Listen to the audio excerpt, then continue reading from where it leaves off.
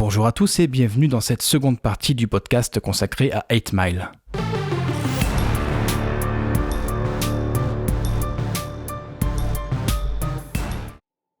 Nous retrouvons la petite bande en boîte de nuit. Alors que Future et Sol content fleurette à une jeune fille sans subtilité aucune, Rabbit dévore des yeux la jeune blonde qu'il avait entrevue à l'usine quelques jours plus tôt. Cette dernière se déhanche sur la piste et ne semble pas l'avoir remarqué. C'est finalement sur le parking qu'ils vont entamer leur première conversation. Le courant passe, leur regard de plus en plus appuyé laisse présager une idylle naissante. Alex, la jeune femme, explique son projet de partir à New York pour devenir mannequin. La fin de la soirée est des plus étranges. Au détour d'une conversation, on apprend qu'une petite fille a été violée dans l'une des nombreuses maisons abandonnées qui pourrissent dans le quartier. Dans l'euphorie du moment, les jeunes décident de rendre justice à leur manière, en brûlant le pavillon décrépit. Alors qu'ils arrosent l'une des pièces d'alcool, Rabbit tombe sur une vieille photo de famille qui a vraisemblablement été oubliée là depuis des années. Il observe le cliché médusé, comme surpris à l'idée que cet endroit a pu être le théâtre de moments heureux. Tout à coup, il se retrouve pris au piège par les flammes. Nous avons juste le temps de nous inquiéter pour lui quand il trouve un moyen de fuir par la fenêtre. Le petit groupe se réjouit devant cet immense feu de joie. Alors que les garçons scandent « The roof is on fire », Alex et Rabbit poursuivent leur conversation. Notre héros avoue qu'étant enfant, il rêvait de vivre dans ce type de maison. Nous voyons ainsi son rêve de gamin partir en fumée, alors que les sirènes de police retentissent au loin et poussent le groupe à partir. Donc oui, par rapport à l'after qu'ils font chez Wink, il y a un truc très intéressant, je sais pas si tu l'as vu, c'est qu'il entend en fait que le vrai nom de Papa Doc, c'est Clarence en fait, et qu'il a été en école privée avec le frère de Christine, une des filles qui est présente, et en fait on voit que c'est très subtil, mais il relève vraiment l'info, il l'enregistre, on le voit qu'il l'écoute, il est attentif à tout, et en fait ce qui est intéressant, c'est un peu comme Eminem lui-même, il cible très bien les failles de ses adversaires. Et il attend patiemment de les exploiter, et cette info qu'il relève aura son importance vraiment plus tard dans le film. Et c'est ce qui fera sa force d'Eminem, qui connaît très bien les points faibles, comme je te disais, de ses adversaires. Et comme disait Proof, donc son meilleur avis, quand Eminem a trouvé votre point faible, il appuie. Quand il a trouvé votre bouton, en fait, il appuie, il vous lâchera pas. En fait, il va vous mordre jusqu'à la fin. Et voilà. Oui, mais là c'est bien amené en plus, parce que c'est très subtil. Bien amené. Voilà, c'est pas grossier. Comme tout le film, en fait, c'est subtil. Et moi, ça m'avait échappé la première fois que je l'avais vu. Oui. Et j'avais dit, mais c'est là qu'il apprend ça sur Papa Doc, en fait, d'accord, c'est là qu'il le sort, donc c'est assez cool. Effectivement, ils vont faire cramer la maison, et Alex lui dit qu'elle a un feeling à son sujet, qu'il va devenir grand. Elle dit ça à Jimmy, en fait, si tu vas devenir grand, j'ai un feeling à ton sujet.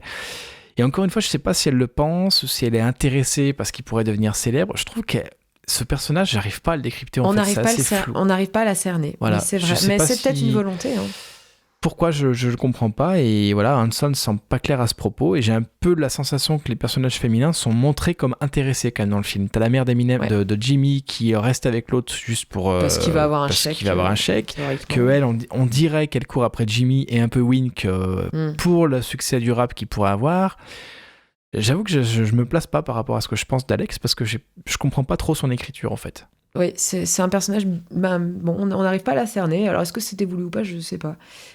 Moi je trouvais intéressant de dire que dans la boîte de nuit, on a une couleur rouge très dominante, c'est un des rares moments où on a une autre couleur que cette espèce de bleu verdâtre. Chez Wink ou dans la boîte avant, tu veux dire? Dans la boîte avant. D'accord, très Sur bien. la piste de danse, elle est éclairée en rouge, les trois personnages qui sont chauds en fait, Sol, Future et Rabbit, ils ont tous un élément de rouge sur eux, alors que si tu regardes sur le reste du film, pas à un autre moment tu les vois avec Bravo d'avoir rouge. relevé ça, Ça m'a un peu sauté aux yeux quand j'ai revu le film pour écrire les parties narratives.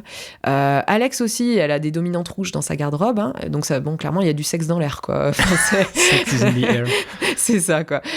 Et c'est un gros contraste avec l'atmosphère très bleutée et très froide du film, je trouve. Très très juste. Alors moi je l'ai interprété comme ça.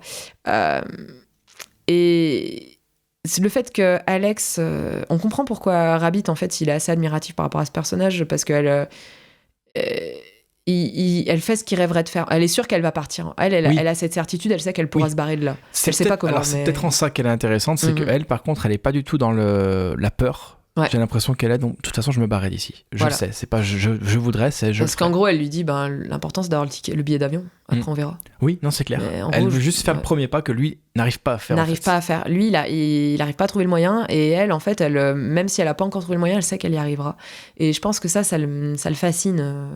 Un petit peu, vu comme ça, son perso serait beaucoup plus intéressant et pertinent du coup. Ouais. Si l'espèce de miroir qu'elle lui renvoie, en fait. C'est-à-dire que c'est ce que j'avais expliqué sur Midsommar, mais les personnages secondaires, souvent, ils sont intéressants pour analyser le personnage principal. Quand ils sont bien écrits, Quand ils sont bien écrits, ils sont forcément un peu liés au protagoniste principal, au héros, quoi. Et ici, je pense qu'ici, elle est sûre d'elle, ce qui fait cruellement défaut à Rabbit, en fait. Ouais. Et je pense que c'est ça qui est intéressant dans leur dynamique. Et là, encore une fois, Rabbit, il prend quand même des mauvaises décisions. Bon, tirer sur la voiture de flic avec le fusil de paintball, c'était pas l'idée du siècle. Non. Aller foutre le feu à une baraque en ruine, c'est pas non plus une super surtout que ce con de Cheddar, avec son rôle de comic relief, il fout le feu trop vite. T'as les mecs autour, en fait. Non. Et il fout presque Eminem, Jimmy en danger, en fait. Et c'est ça. Et encore une fois, je trouve que c'est intéressant parce que Hanson se joue encore de nos attentes sur ce coup-là. Parce que là aussi, on se dit, aïe, ça va mal tourner. Le drame. Il y en a un qui va mourir, ils vont essayer d'aller le sauver, il y en a un qui va mourir. Enfin, on s'attend à ça, en fait. Non, et pas du tout. Et c'est intéressant quand même de voir qu'il met littéralement le feu à son rêve de gosse. Oui, je l'avais pas vu comme ça, tu vois, mais effectivement. Au noyau familial traditionnel, pourquoi il s'attarde sur cette photo ? Parce que clairement, c'était ce qu'il rêverait d'avoir, c'est une photo de famille. Parce que c'est jamais tellement dit dans le film, mais il a pas de père. Jimmy n'a pas de père, et ce qui fait écho à la vraie vie d'Eminem, où son père s'est barré quand il avait, je sais plus, il était très très petit, quoi. Donc oui, c'est vrai que le noyau familial, pour lui, c'est un source de souffrance, ça c'est sûr et certain. C'est ça. Et du coup, là, il fout le feu à la maison qui le faisait rêver quand il était gosse, quoi. Et ça, c'est sa façon de leur dire d'aller se faire voir, en fait. Oui. Il a pas eu cette chance-là, il a pas choisi de venir au monde dans la famille où il est né et dans le quartier où il est né. C'est le bagage de départ qu'il a. Clairement. Et donc, l'un des thèmes du film, c'est le déterminisme, en fait. Est-ce que le fait d'être né dans cette situation l'empêche réellement de s'en sortir ? Ou est-ce que les décisions qu'il prend, dans ce cas, c'est une mauvaise décision d'aller foutre le feu, est-ce que ces décisions ont plus de poids que sa situation de départ, ou est-ce qu'elles découlent forcément de sa situation de départ ? Non, très juste. Est-ce que c'est vraiment possible pour lui de s'en sortir, même en faisant tous les efforts possibles ?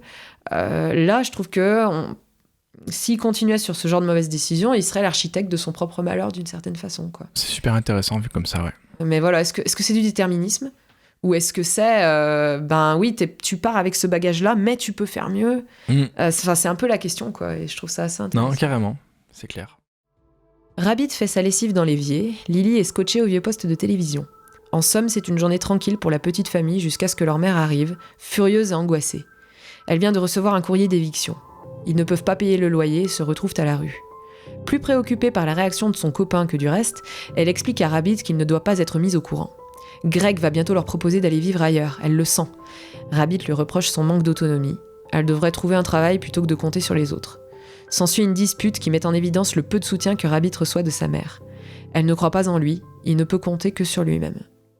Moi, je trouve qu'il a raison. Le reproche qu'il lui fait est tout à fait légitime. Encore une fois, la vraie victime, c'est Lily, c'est la petite.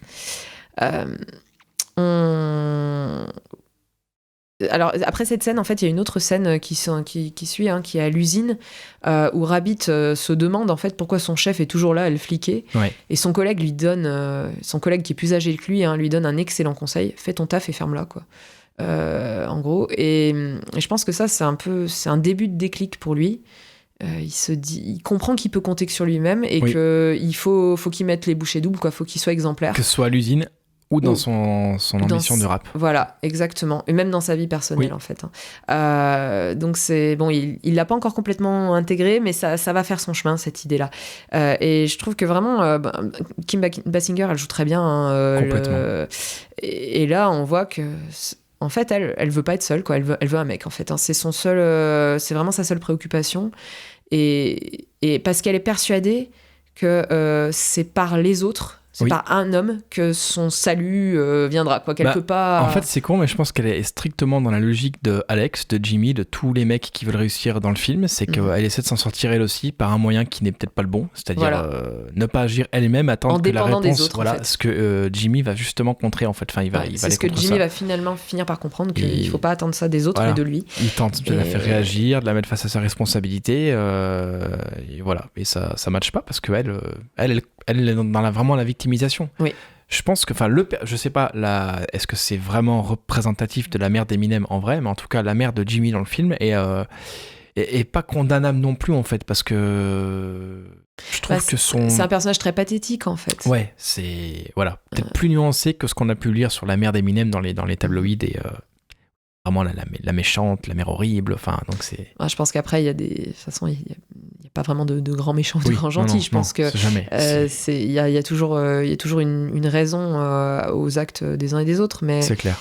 Là, je pense que oui, elle est paumée, hein, et puis elle est instable, quoi. Émotionnellement, elle est complètement instable. Donc, je pense que c'est pour ça aussi qu'elle fait ce qu'elle fait. Carrément. Et du coup, moi, je voulais revenir un peu sur la Kim Basinger. Tu parlais tout à l'heure qu'elle était vraiment Madame Tout-le-Monde, sans trop de maquillage. Le travail du chef opérateur, donc directeur photo Rodrigo Prieto sur 8 Mile, comme sur d'ailleurs les autres films sur lesquels il bosse, il adore appliquer ce qu'il appelle la bonne photographie, qui n'est pas la belle photographie. C'est-à-dire que pour lui, c'est la bonne photographie, c'est celle qui sert le récit. Et de mon point de vue perso, c'est celle qui devrait toujours servir un film. Et dans 8 Mile, par exemple, il n'a pas du tout cherché à embellir Kim Basinger. Il ne la magnifie pas avec un éclairage. Je pense que c'est valable pour Brittany Murphy aussi. Parce que pour lui, ça n'aurait pas servi la réalité du personnage qui a une vie difficile, qui vit dans un bungalow. Enfin, ça n'aurait pas été, en fait, comment on dit, pertinent de le faire artistiquement. Oui. Et ça, je trouve que ça marche vraiment. Et par rapport à Jimmy, on voit vraiment qu'il essaie de préserver Lily en fait des problèmes adultes, mais bon, la pauvre gamine, je pense qu'elle aura déjà pas mal de petits traumatismes en elle avec l'ambiance. C'est sûr.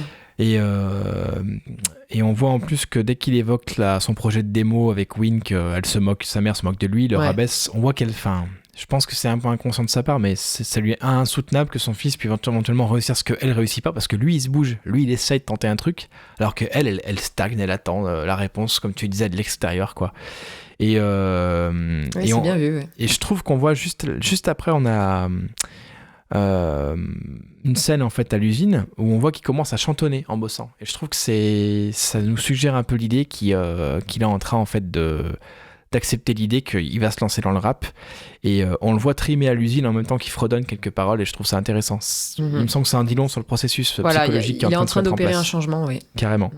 Et pour reparler du réal, pour lui vraiment 8 Mile, ça représente pas qu'une peinture de l'univers du hip-hop, mais c'est aussi un long métrage qui lui permet d'examiner l'aspect particulier en fait d'une société américaine dans laquelle il faut se battre quotidiennement pour réussir, qui est aussi une facette, je pense, de l'Amérique.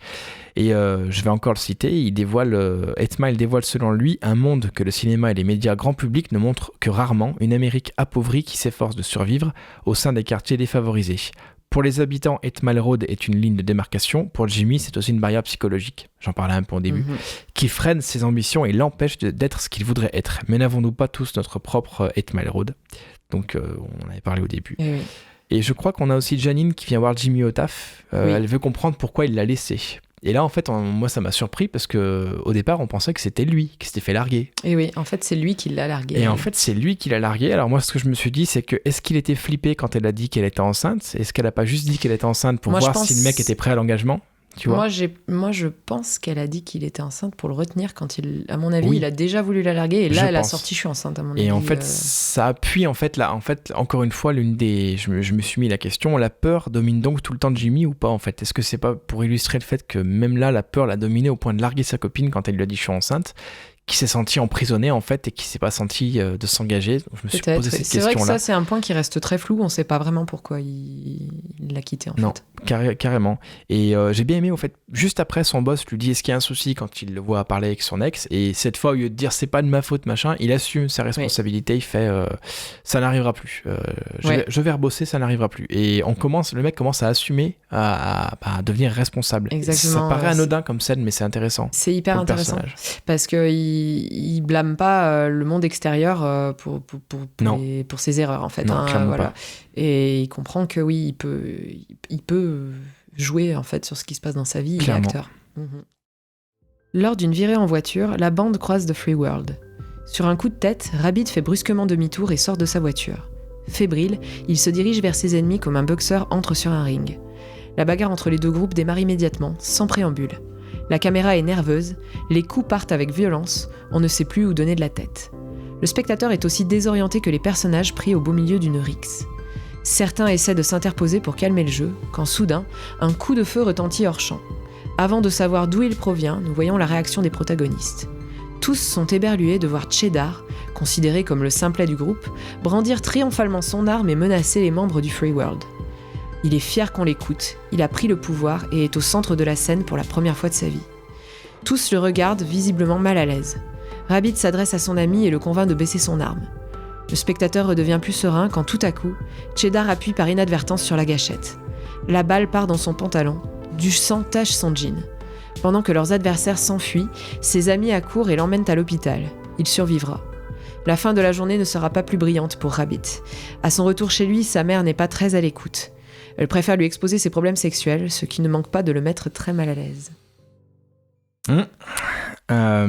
Au volant, quand Jimmy conduit, je me trompe pas de scène, hein, c'est bien ça. Oui, quand avant que ça parte en vrille avec Papa Doc, il y a Tupac et les Beastie Boys qui sont cités parmi les artistes que ses potes évoquent, et je trouve ça intéressant parce que c'est vraiment parmi les artistes qui ont motivé Eminem à faire du rap, qu'il admirait.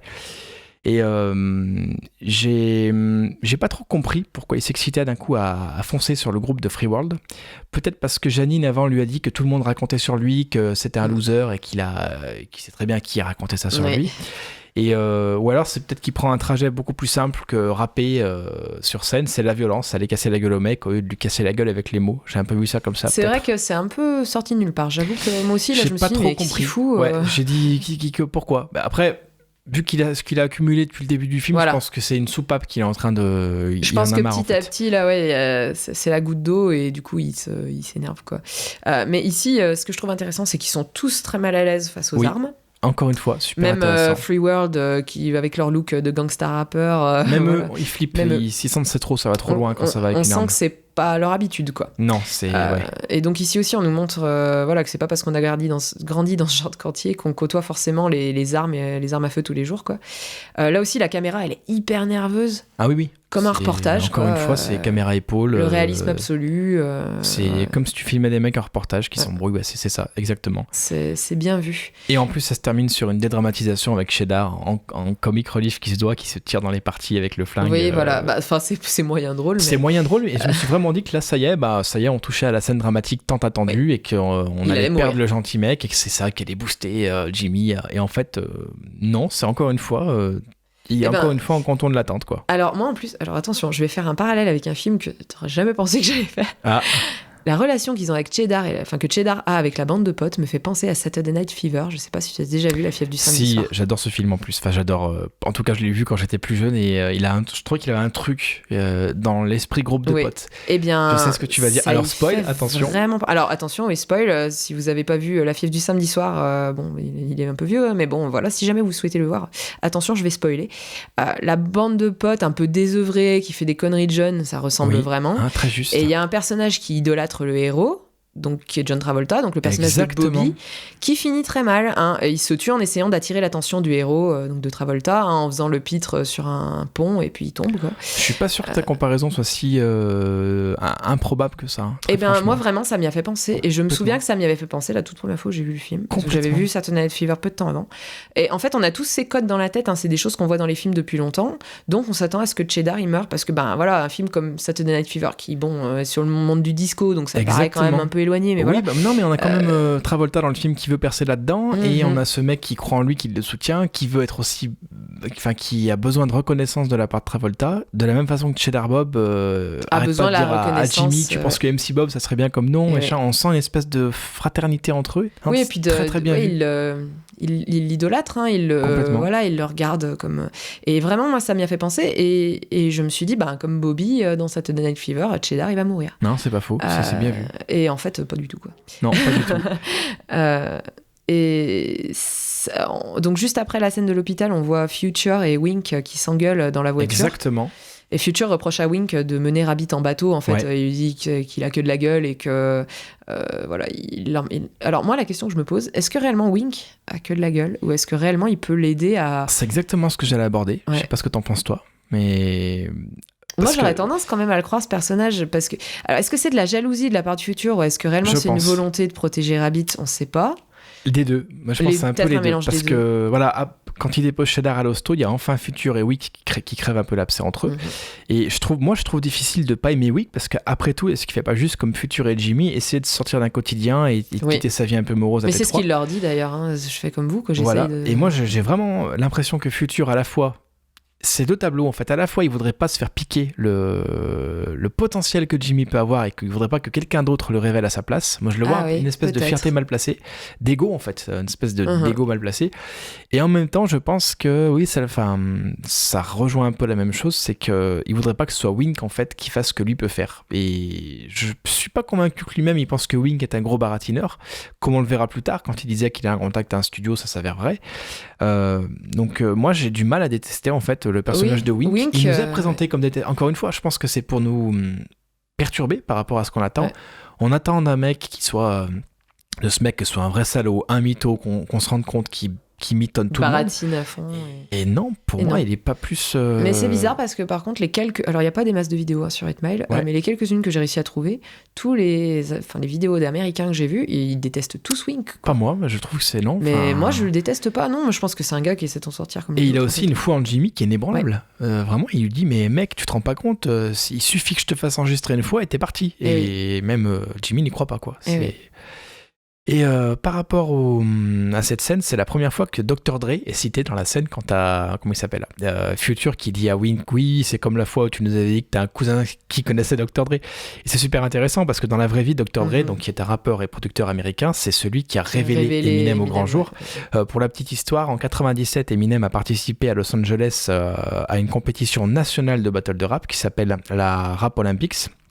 Il termine entre guillemets que deuxième, mais par contre il y a son EP qui est la Slim Shady EP à l'époque, la première qu'il a fait plus ou moins en autoproduction, je crois que c'était avec les frères Bass, si je dis pas de bêtises, qui l'ont produit, donc il avait quand même un petit label. Ça atterrit entre les mains de Jimmy Iovine, qui se trouve être le patron d'Interscope quand même, qui fait passer le disque à Dr. Dre, et à l'écoute du CD, Dr. Dre a dit bon, vous me ramenez ce mec tout de suite dans mon bureau, je veux lui parler, quoi. C'est assez dingue. Et pour mettre un peu en parallèle la confrontation entre noir et blanc qu'on voit dans le film, faut savoir que Dr. Dre a été très critiqué par nombre de ses associés pour avoir fait signer un blanc sur son label.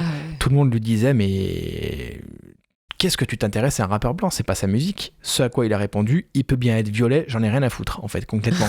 Si vous pouvez le faire, je travaillerai avec vous, quoi. Et donc, il signe sur le label de Dr. Dre, qui est Aftermath, je vais y arriver, Entertainment.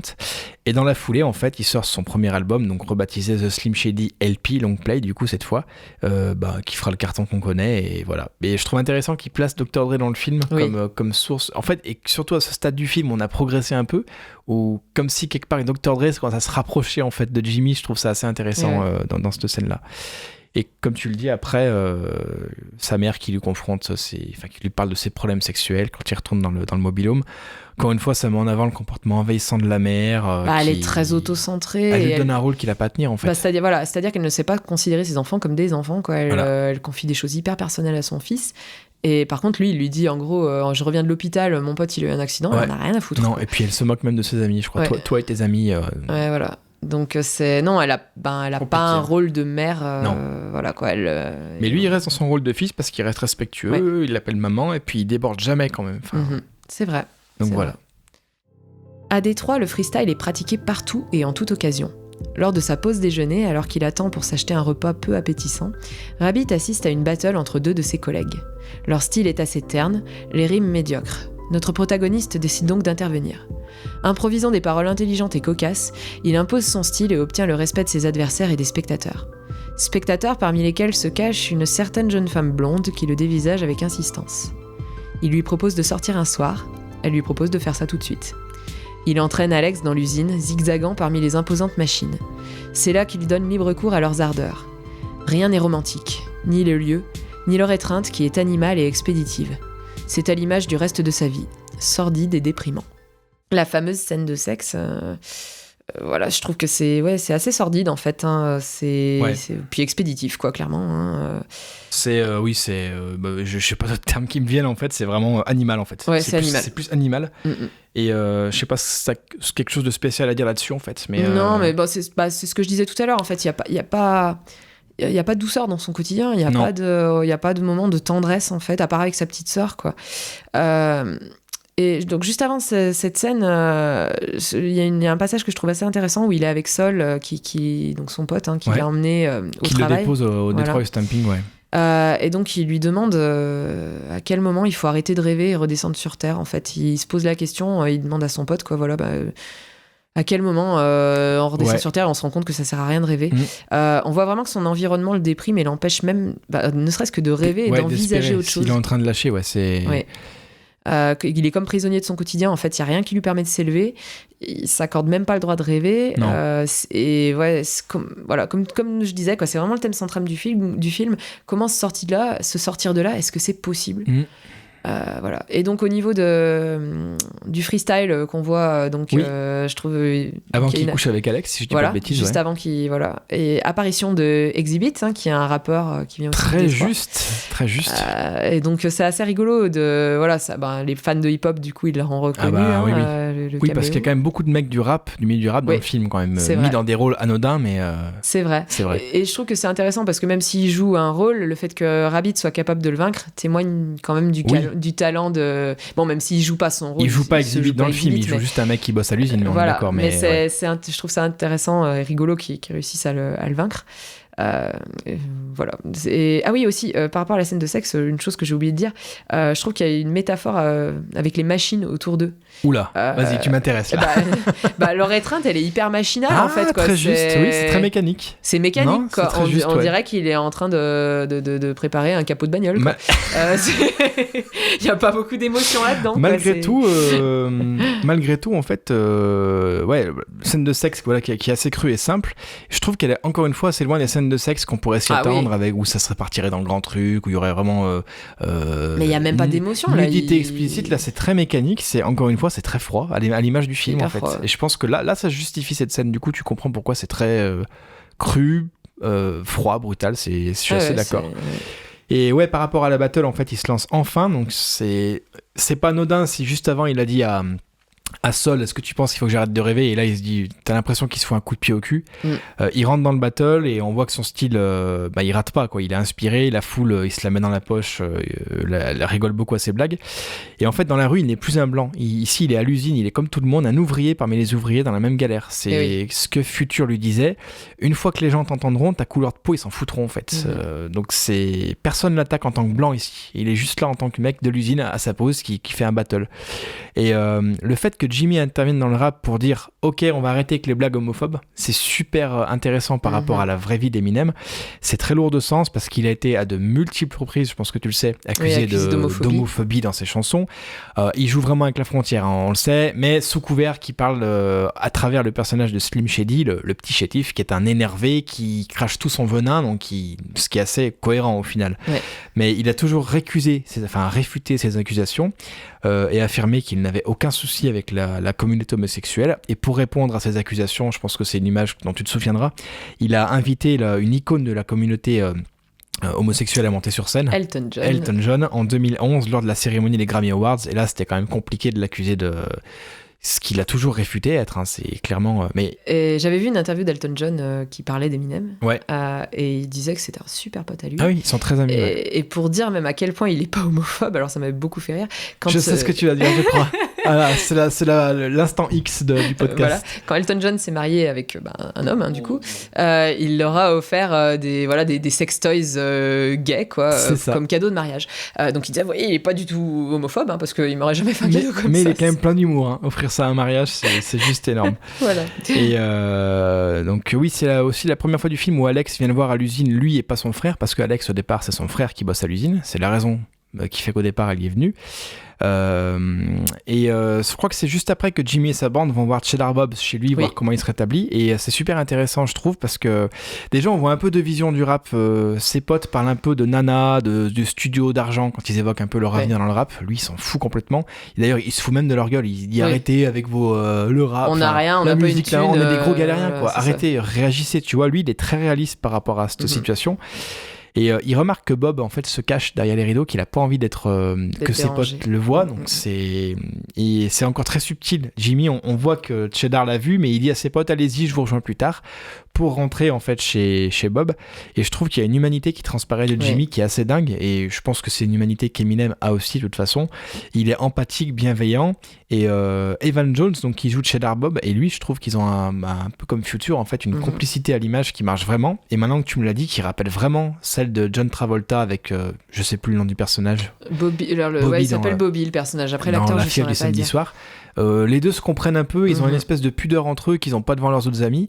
Et là, vraiment, Jimmy range sa pudeur en appelant Bob MC Bob, qui est le pseudo qu'il voulait prendre. Et tout est dans tout ce faux semblant autour de paraître. Je trouve que lui, il est vraiment vrai avec Cheddar, en fait. Il quitte son rôle un peu, qu'il peut avoir de dur sur scène ou autre. Et Cheddar, en vrai, ça le rassure parce que vraiment, c'est un peu l'image du mec qui n'ose pas exister en tant que mec fragile à ce moment-là, de peur que les autres se foutent de sa gueule. Et avec Jimmy, on voit que Jimmy a cette humanité parce qu'il sait ce que c'est d'en chier, il sait ce que c'est la moquerie, et il lui dit t'inquiète, je suis bien placé pour comprendre ce que c'est la moquerie. Donc, enfin, il lui dit juste si, je comprends complètement ta crainte. Le dialogue est très subtil en fait, mais il est très bien écrit, je trouve, parce qu'ils sont. Ouais, c'est tout en retenue. Ouais. Mais on voit qu'ils se comprennent et effectivement, ça met encore en avant l'humanité de Jimmy. Hein, complètement, ouais. Et puis vraiment, Eminem à l'écran, je trouve qu'il a bossé, quoi. Tu sens qu'il fait transparaître un truc, t'as même pas besoin de mots, tu comprends ce qu'il veut évoquer, quoi. Donc c'est tout en retenue, vraiment. C'est vraiment cool. Vraiment. De retour chez lui ce soir-là, Rabbit trouve Wink et Alex en grande discussion avec sa mère. Il n'apprécie pas. Submergé par la honte, il s'en prend à Wink. Comment a-t-il pu emmener Alex ici ? Son ami le calme rapidement. Il connaît une personne bien placée qui serait intéressée pour financer sa démo. Rabbit se remet donc rapidement au travail. C'est à ce moment-là que nous entendons les premières notes de la chanson titre du film, Lose Yourself. S'en suivent quelques paroles, comme sorties directement de la tête du personnage. Nous le voyons griffonner ses notes, regrouper ses idées. Il s'accroche à cette chance comme si c'était la seule de sa vie. À côté de lui, sa petite sœur lui lance des regards admiratifs. Sur la feuille de papier, elle dessine des personnages souriants, son grand frère et elle. L'un comme l'autre utilisent leur créativité pour s'autoriser à rêver d'une vie meilleure. Très, très, très bien, très simplement dit, c'est ça en fait. L'un et deux utilisent l'échappatoire un peu artistique, quoi. Voilà. Et effectivement, ils ont repris le procédé dans le bus quand il écrivait 8 Mile Road.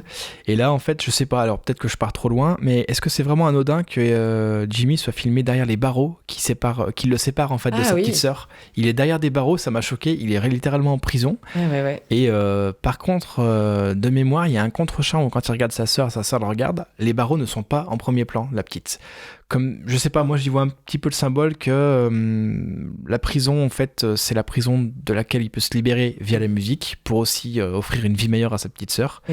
Et on voit malgré tout que même concentré dans son rap et tout, il prend le temps de faire un sourire à sa petite sœur pour la rassurer. Vraiment, si sa mère a pas le rôle de mère, lui il a vraiment le rôle de grand frère avec sa sœur, quoi. Vraiment, et de père d'ailleurs. Ouais, il joue le rôle du parent parce qu'en fait il y a personne pour la petite. Et voilà, je pense que sa petite sœur, comme peut-être à l'époque son petit frère Nathan, dans Eminem, sa vraie vie, et sa fille Hailey, je pense que c'était des espèces de boosts pour le motiver à dire non mais en fait il faut qu'ils aient une vie meilleure que la mienne, quoi. Clairement, c'est ça, je pense que c'est ça. Bah là, vraiment, les dessins de la petite et les paroles de Rabbit, ils ont vraiment la même fonction, en fait, sortir la tête de l'eau, rêver à autre chose, utiliser leur créativité pour quelque chose de constructif. C'est ça en fait. Complètement. Et c'est vraiment filmé de la même manière en plongée. On a une vue directe sur les griffonnages de Rabbit et sur les dessins de Lily. C'est pas anodin. C'est là que tu vois une réalisation quand elle est subtile, pas appuyée, mais que quand tu revois le film, tu te dis ah ouais, c'est intéressant là. Ça c'est intéressant, le parallèle. Et c'est pas quelque chose que j'avais capté au premier visionnage. Voilà. Et encore une fois, Rabbit il refuse d'être associé à ce quartier et à cette façon de vivre. Il redit j'habite pas ici. Et il en veut vachement à Wink d'avoir emmené Alex là parce qu'il veut pas. Puis alors on a la mère en plus qui le met bien à l'aise parce qu'elle lui dit que si elle l'appelle Rabbit, c'est parce que quand il était petit il avait des dents de lapin. Ce qui fait le parallèle avec la vie réelle d'Eminem, puisqu'apparemment ses proches l'appelaient Mickey en référence à Mickey Mouse pour les mêmes raisons, je suppose, soit pour les oreilles, soit pour les dents, enfin voilà, donc toujours des trucs très sympas. Et la vraie mère d'Eminem, donc Debbie Mattersbrigg, elle n'était pas du tout pour info contente que Kim Basinger joue son rôle. Elle n'a pas arrêté d'harceler la production au téléphone pour râler. Et Eminem, il s'en souciait même pas parce qu'il disait mais elle a pas compris, je joue pas Marshall Mathers, je joue Jimmy Smith. Donc qu'est-ce qu'elle nous emmerde en fait. Mais même sur le tournage, tu vois, il a fallu que. D'accord. Et donc par rapport à ce que tu dis, voilà, ils se sont humiliés que Wink l'a amené ici parce que il assume pas face à Alex. Il assume pas. D'où il vient, quoi. Et c'est vraiment sa faille en fait. C'est vraiment un truc sur lequel il va falloir. Et sur lequel les autres jouent d'ailleurs aussi. Donc. Et c'est ça qu'il va falloir surmonter vraiment. Il s'en rend pas encore compte, mais son plus gros problème il est là. Et c'est la première fois du film où Brittany Murphy m'est apparue sympathique, vraiment plus nuancée. Je sais pas si c'est la direction d'acteur qui fait ça ou l'écriture de cette scène-là, mais je la trouve meilleure, sympathique, claire et attachante dans ses intentions. J'ai trouvé rassurante envers Rabid. Elle se moque pas de lui. T'habites là, quoi, c'est tout. Et donc je me suis dit, ok, non, elle est pas intéressée en fait. Vraiment, elle l'apprécie pour ce qu'il est. C'en est la preuve, quoi. Et elle s'intéresse à lui sans juger sa vie privée. Donc c'était intéressant, assez intéressant. Et oui, je voulais faire un petit aparté, bon, je l'avais cassé un petit peu au milieu par rapport à Eminem, quand je parlais que, voilà, c'est Marshall Mathers qui joue Jimmy Smith et pas Marshall Mathers. Je sais pas si tu savais que le pseudo Eminem venait de M&M, en fait. Oui. Marshall Mathers, qui avait, à l'oreille, en fait, il l'a transformé en Eminem. Oui, M et M, en fait, voilà. C'est les initiales. D'ailleurs, je me demandais si ton pseudo était inspiré, vu que t'es fan d'Eminem, est-ce que ça vient de là ? Exactement, je n'ai aucune personnalité, voilà, t'as tout compris. Non, mais c'était un clin d'œil, c'est qu'en fait, que ce soit pour la photo ou pour le podcast, je voulais pas mettre Richard parce que j'aime pas mon prénom, et du coup je m'étais dit comment je pourrais mettre une sorte de pseudo, donc au départ même en photo quand je faisais par rapport à la photo c'était RM littéralement mes initiales, et en fait à l'oreille j'ai dit ah putain mais en fait ce qu'il a fait Eminem c'est super cool, ça ferait RM, ça passerait comme limite un prénom qui pourrait exister, donc oui t'as totalement mis le doigt dessus, c'est clairement lui qui m'a fait penser à cette d'accord, parce que très bien vu. On s'était posé la question avec mon mari quand je lui expliquais que Eminem c'était M&M, tu vois, M&M, et il me dit est-ce que Richard s'est inspiré de lui? Exactement, je me suis alors inspiré de lui, grand mot, mais en tout cas j'ai piqué cette idée. Ah mais oui, en fait si tu lis littéralement RM, tu peux en faire un mot écrit avec ERM, donc non, c'est tout à fait ça. Donc alors, ça se la pète moins que Marie-Lise et Viggo Mortensen. Oui, d'accord, mais c'est ce que j'allais te dire. Moi, c'est Viggo qui m'a donné mon pseudo. Je vous invite à aller écouter le podcast partie 1 sur Midsommar sur Spotify et YouTube pour comprendre de quoi on parle. Voilà. Mais voilà, c'est... Et voilà, par rapport au fait que... Je crois que j'avais fini ce que je disais, que c'est super intéressant que cette fois, ce soit Lose Yourself qu'il est en train d'écrire dans ses oreilles, Jimmy, parce que on s'approche de la fin du film où elle sera enfin révélée, donc c'est assez intéressant. Voilà. Au réveil, Rabbit reprend vite pied dans la réalité. Greg, le copain de sa mère, lui rappelle qu'ils vont être expulsés de leur caravane car ils n'ont pas payé le loyer.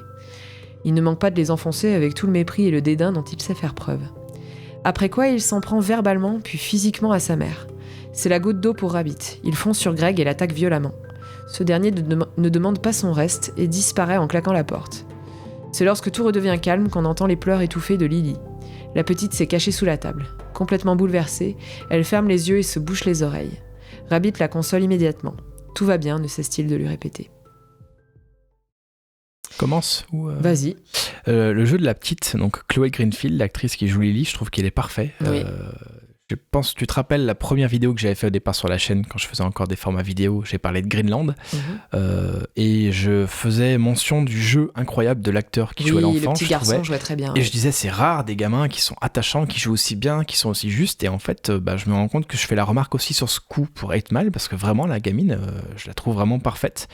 J'avais dit que c'était rare les enfants convaincants, et je trouve qu'elle fait partie de ceux qui sont extrêmement convaincants, quoi. C'est assez bluffant, quoi. Elle est tout en retenue, en fait. L'image d'Eminem, elle en fait pas des caisses, mais ça suffit largement. Complètement. Et c'est encore une scène qui fait écho au drame humain et social qui se joue aussi dans la vie de Jimmy. Ça appuie vraiment le parti pris du réal de coller à la réalité des événements. C'est-à-dire, c'est quand même sans phare. C'est la gamine, quand tu vois dans l'ambiance dans laquelle elle grandit. Là, je trouve qu'à ce stade, on est vraiment empreint d'empathie pour Jimmy. Et là, on a envie qu'il y ait une impulsion qui s'en sorte. Parce que même lui, tu vois qu'il est emmerdé pour sa petite sœur. Il a les larmes aux yeux. Enfin, c'est... Encore une fois, Eminem, moi, c'est ce qui m'avait vraiment bluffé aussi. C'est son jeu, quoi. Regarde les clips tournés à l'époque de 8 Mile et... Juste avant, il sort The Eminem Show, je veux dire, il a atomisé les records de vente et des chansons provocantes et tout.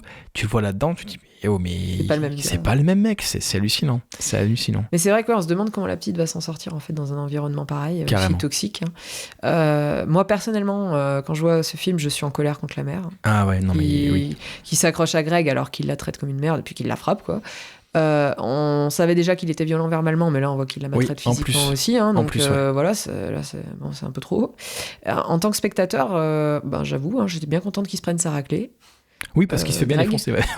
On a même un petit peu de rab, ça m'aurait pas dérangé. D'ailleurs, on voit que Jimmy, malgré tout, a un sens de... Enfin, c'est sa mère, quoi. Donc, quoi qu'il se passe, même s'il a ses conflits avec elle, c'est intolérable que ce soit toi. Il peut pas la toucher, quoi. Ah, non. Et c'est souvent ça, en fait. Ce qui le fait sortir de ses gonds, c'est pas forcément... quand lui est attaqué, en fait. Voilà, quand on l'attaque lui, c'est quand on attaque les gens qu'il aime, en fait, que ça le fait partir en qui est normal, quoi. Et oui. Mais c'est vrai que, voilà, quand on regardait le film avec Rémi, on était bien content qu'il s'en prenne une, j'avoue. On l'attendait, quoi. Et puis c'était là, pour le coup, Greg, il est vraiment dans le schéma du perso.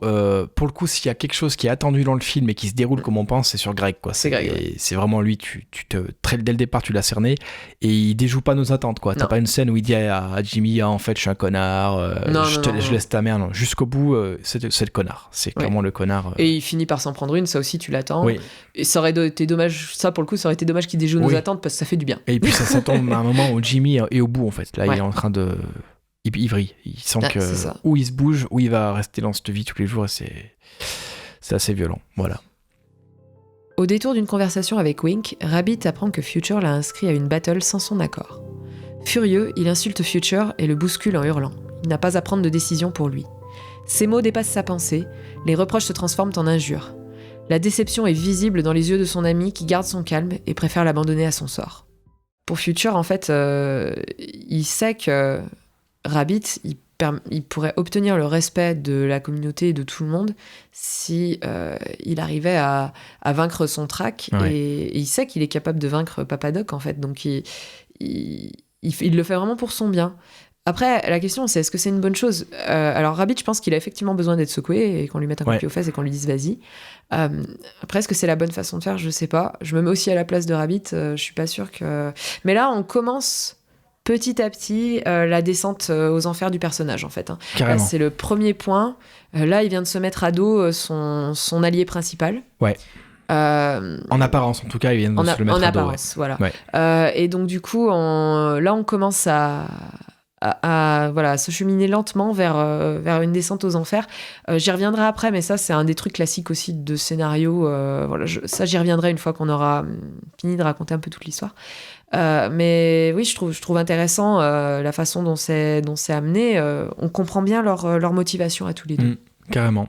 Je suis autant du côté de Jimmy que j'aurais réagi comme lui. En même temps, je pense que son agressivité, en fait, c'est sa peur qui parle. C'est son agressivité, elle est proportionnelle à sa peur. Il sait que là, il est au dos du mur et qu'il sait que Future a raison, en fait, de l'inscrire. Mais c'est pas sa décision, il l'accepte pas. Et d'ailleurs, Future, même s'il semble faire du forcing, il croit en Jimmy, comme je l'ai déjà dit, plus que n'importe qui d'autre. Il désespère jamais, à l'inverse de Jimmy qui est en phase de désespoir. Et il le bouscule même physiquement. Et ce qui est très moche dans cette scène, je trouve, c'est que Jimmy, en fait, se sert de ce qui s'est jamais servi contre même un ennemi. Ouais. Il le rabaisse, en fait, sur ce qu'il est. Toi, tu t'appelles Future, tu crois que t'es le futur du rap, mais t'es rien. Tu t'appelles David Porter, je crois, il le dit. Tu t'appelles Dave Porter. Et là, en fait, la réaction de... Je m'attendais pareil à ce que ça parte en live. Non, et en fait, il laisse tomber. Future est très sage, en fait. Il est ultra comprend. Blessé, par contre. C'est le jeu de Mickey Pfeiffer, tu vois qu'il est très blessé. Le jeu de regard est ouf. Tu vois tout de suite que Jimmy regrette aussi ce qu'il a dit. Ouais. Ces mots ont dépassé sa pensée. Il se sent comme une merde, en fait, tout de suite. Et du coup, le jeu des comédiens, je le trouve dingue. Enfin, encore une fois, puis là, on est dans des gros plans en champ contre champ, donc tu peux vraiment apprécier la subtilité de leur jeu. Et en fait, il préfère laisser Jimmy face à sa bêtise et sa peur, et je pense que c'est la meilleure chose qu'il avait à faire, parce que Jimmy, en fait, ça se retourne contre lui, ce qui vient de se passer. Il n'a pas la colère de Future en face de lui, juste Future, il est triste, il se barre, et moi je l'ai pas senti qu'il avait rompu un truc, mais je me suis dit que Future allait peut-être pas revenir de lui-même ce coup-ci, et que il allait laisser Jimmy, où tu te démerdes et tu reviens vers moi, mais moi j'irai plus te chercher. Voilà. Et c'est peut-être ce qu'il fallait, quoi. Mais je pense qu'il est très incisif, il est très psychologue, en fait, Future. Et il a compris que c'était pas contre lui, en fait. Et c'était ce qui se passait d'ailleurs dans la vie réelle avec Deshaun, son pote, enfin Proof, son nommé Proof, c'est que je l'ai vu en reportage, il disait, je savais qu'il était une valeur sûre de l'avenir, mais lui il flippait, il a fallu que je le pousse, voilà, et c'était pareil, quoi. Il l'emmenait dans les battles, il le poussait au cul pour qu'il le fasse, et il défonçait tout le monde, quoi. Et il a dit à force, avec le temps, il a pris confiance, il a vu que j'avais raison, mais c'est vraiment la relation Future et Jimmy, c'est la même relation que Proof et Eminem, Marshall dans la vraie vie, quoi. D'accord. Clairement. Le sort semble s'acharner sur Rabbit, une série noire qui l'entraîne petit à petit au fond du gouffre. Après la dispute avec son meilleur ami, il rentre chez lui pour trouver sa mère affalée sur le pas de la porte. Avant même de sortir de la voiture, il devine le problème. Saoule et désorientée, elle ne tient pas debout et s'effondre sous les yeux innocents et inquiets de la petite Lily. Elle parvient tout de même à expliquer que Greg l'a quittée. S'ensuivent les reproches. Elle blâme Rabbit. C'est de sa faute si elle se retrouve seule. Ce dernier ne parvient pas à contenir ses nerfs. Il déverse des années de rancœur accumulées, accuse sa mère de ne pas savoir s'occuper d'eux, de ne pas être présente pour Lily. Folle de rage, elle le met à la porte. Le jeu de Kim Basinger fait parfaitement ressentir la tristesse du personnage, son mal-être. Et en fait, quand je pense à elle dans des rôles comme son rôle dans LA Confidential, qui d'ailleurs est aussi du même réal, je sais pas si tu le sais, de Curtis Hanson, qui a fait LA Confidential. Quand je pense à son rôle dans Batman de Tim Burton, des femmes fortes qui gardent le contrôle, qui sont vraiment glamour, avec un sex appeal affirmé à l'écran et tout. Là, elle détruit son image, quoi. C'est... Je sais pas si j'ai pas vraiment trouvé l'info là-dedans. Est-ce qu'elle a totalement fait confiance à Hanson vu qu'il l'avait dirigé dans LA Confidential pour accepter le rôle, ou est-ce qu'elle s'est vraiment dit je vais niquer mon image parce que là je vais aller à contre un rôle à contre-emploi. Je sais tu pas. te dis ok d'accord. C'est vrai qu'elle oui, elle est toujours extrêmement glamour et elle prend les commandes comme dans Wayne's World 2 par exemple. Elle est dans Wayne's World 2. Oui, si tu n'as pas vu ce chef-d'œuvre, il faut le voir. Je me rappelle de Wayne's World 1. Attention, dans la traduction, elle joue Miss Chaude-Duc, voilà. On reconnaît bien là l'humour de Mike Myers, c'est ça Tout à non fait. Le fameux... Le doublage, la traduction a été faite par les nuls en fait, de Wayne's World. D'accord. Oui, ce qui est absolument parfait. Les nuls, d'accord, voilà. Encore eux. Encore tout à fait. Donc du coup oui, mais c'est le même genre de rôle. La nana hyper glamour, hyper en contrôle, qui manipule les autres pour arriver à ses fins. Là oui, on voit que c'est tout à fait à contre-emploi. Mais on voit qu'elle est vraiment hyper autocentrée. Son personnage, c'est vraiment... Ah oui, par contre, et je pense que là, ça se rapproche vraiment avec la vraie mère d'Eminem. Clairement, c'est quelqu'un qui pense à elle avant les autres et qui est incapable de voir plus loin. Parce que là, c'est qui va vouloir de moi maintenant, qu'est-ce que je vais faire, qu'est-ce que je vais devenir. Et c'est le jeu en fait qui met le feu aux poudres pour Rabbit en fait, parce que qu'est-ce que tu vas faire, mais attends, qui malgré tout est un soutien pour elle, il la met sur le lit, il la couche. Bon, en fait, les rôles sont inversés, quoi. C'est le père qui couche sa fille, quoi. Après, c'est dramatique. Et du coup, il emmène la petite ailleurs parce qu'il veut pas qu'elle reste avec une mère saoule comme ça. Il l'emmène chez la voisine et je crois que d'ailleurs, en vrai, ce qui se passait, c'est que quand ça partait trop en live, quand Eminem, du coup, avec Kim vivait des fois ont été amenés à vivre chez sa mère avec la petite dans le mobil-home, qui se faisait foutre à la porte. Des fois, il allait donner sa gamine à la grand-mère, en fait, qui, elle, prenait pas parti, en fait. C'était la mère de sa mère, du coup, et elle gardait la gamine parce que c'était ingérable. Donc, ça, c'est pareil, c'est des scènes qui font quand même écho à sa vraie vie, malgré tout, même si c'est pas pile-poil sa vraie vie. Et on voit que, encore une fois, Jimmy est majoritairement filmé en contre-plongée quand il se met à dominer sa mère et dominer la situation. À moins, je me suis posé la question, est-ce que cette contre-plongée, parce qu'après c'est toujours pareil, pour avoir une grille de lecture du langage visuel d'un réal, faut comprendre dans quel contexte il s'inscrit. Je me demande si c'est pas aussi pour nous montrer tout le temps le point de vue de la petite, qu'on est au ras du sol. On filme souvent Eminem au ras du sol dans le mobil-home. Est-ce que c'est pas pour nous montrer le point de vue de l'enfant, en fait, qui se laisse un peu écraser par tout ça Mais c'est vrai que si on faisait une suite à 8 Mile où on voit grandir la petite, j'aimerais voir le désastre psychologique de la petite. Complètement, c'est très triste. En fait, elle a quelle option ? Soit elle va devenir, elle va coucher avec n'importe qui, un peu comme tous les exemples qu'elle a reçus autour d'elle. Si tu prends l'exemple de sa mère, voilà. Soit on sait pas trop, mais c'est vrai que ça, on se demande ce qu'elle peut devenir. Mais peut-être que, je pense que ça, du coup, le fait d'avoir cet enfant, ça a plusieurs intérêts dans le scénario. Déjà, ça nous permet de montrer une facette du personnage principal qui est intéressante, parce qu'il est très gentil avec elle. Et ça nous donne, ça augmente les enjeux, en fait. C'est-à-dire qu'il n'y a pas que la vie d'Eminem qui est en jeu, il y a aussi la vie de sa petite sœur. Tu te dis, attends, il peut sortir sa sœur de la merde, il peut peut-être même aussi sortir, malgré tout, sa mère de cette impasse. Donc non, c'est pas que ça engage pas que lui. Ça fait grossir, en fait, l'enjeu qui a à réussir, quoi. Non, c'est clair. Après avoir emmené sa sœur en lieu sûr, Rabbit se rend à son rendez-vous avec Wink. Il doit rencontrer des gens haut placés pour enregistrer sa démo. Malheureusement, il arrive au mauvais moment et trouve Wink dans une position plus que compromettante avec Alex.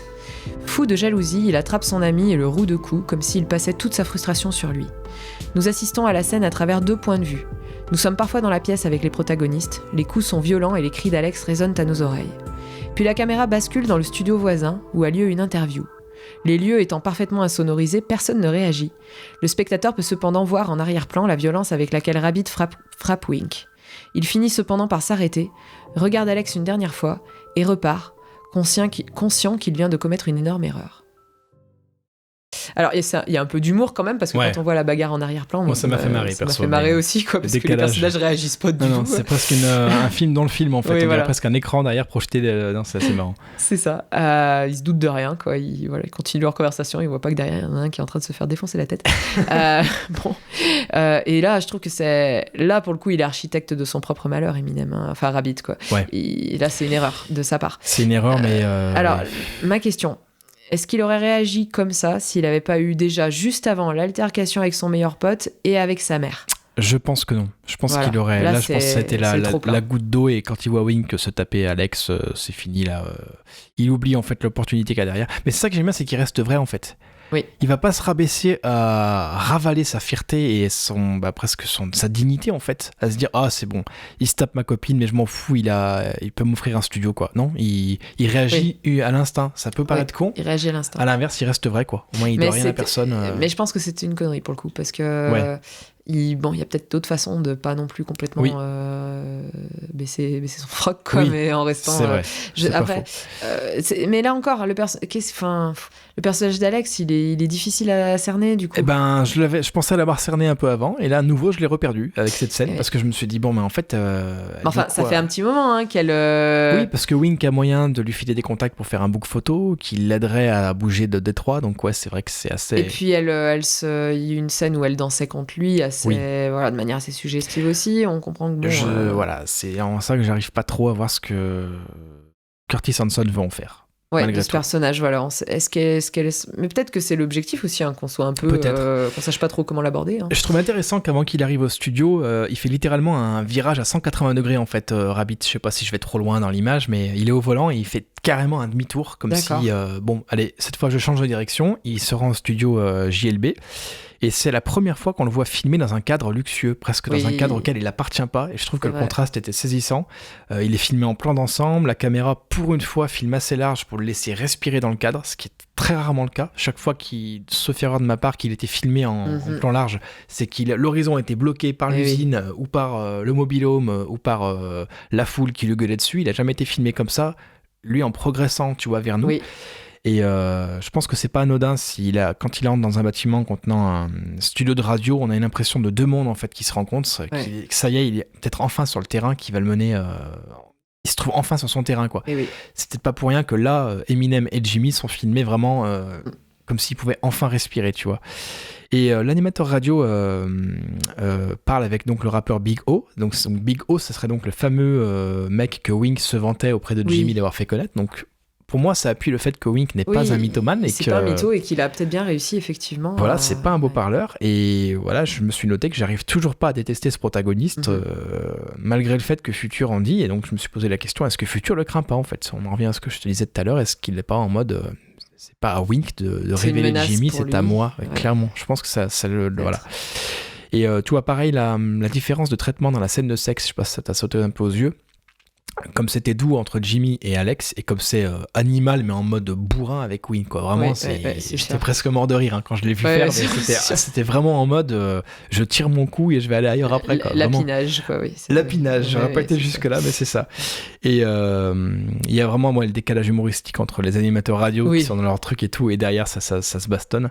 Et je pense que ça c'est un léger écho à la vie d'Eminem qui aurait surpris un videur de discothèque, donc une discothèque dans laquelle sa femme de l'époque, Kimberly Scott Matters, bossait. Il l'aurait aperçu en fait en train d'embrasser le videur de la discothèque. Il a pété un câble, il l'aurait agressé avec une arme à feu.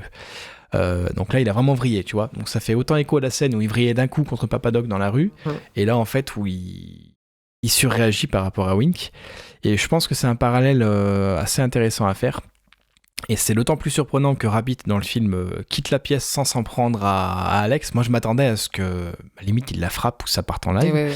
Ce qui est encore carrément en retrait par rapport à Eminem. Je sais pas si tu connais sa chanson Kim sur l'album Marshall Mathers LP, où justement, pour se venger d'elle, mais dans la musique, quoi, ça allait très très loin. Moi, c'est une musique de lui que j'arrive pas à écouter en entier quasiment, parce qu'elle est d'une violence, mais...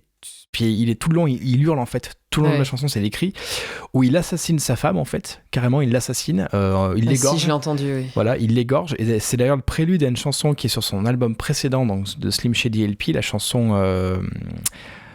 j'ai oublié le titre, c'est pas mal ça, c'est pas Just the Two of Us, Le refrain, c'est ça. En tout cas, bref, où il a sa femme dans le coffre qui est égorgée et il va l'acheter à l'eau avec sa petite. Donc c'est ultra glauque et tout. Et donc sur Kim, en fait, on assiste au meurtre de Kim, et vraiment, quand j'ai vu le film, j'ai dit ah ouais, c'est loin de cette image de violence envers elle qu'il a pu avoir. Donc c'était assez intéressant.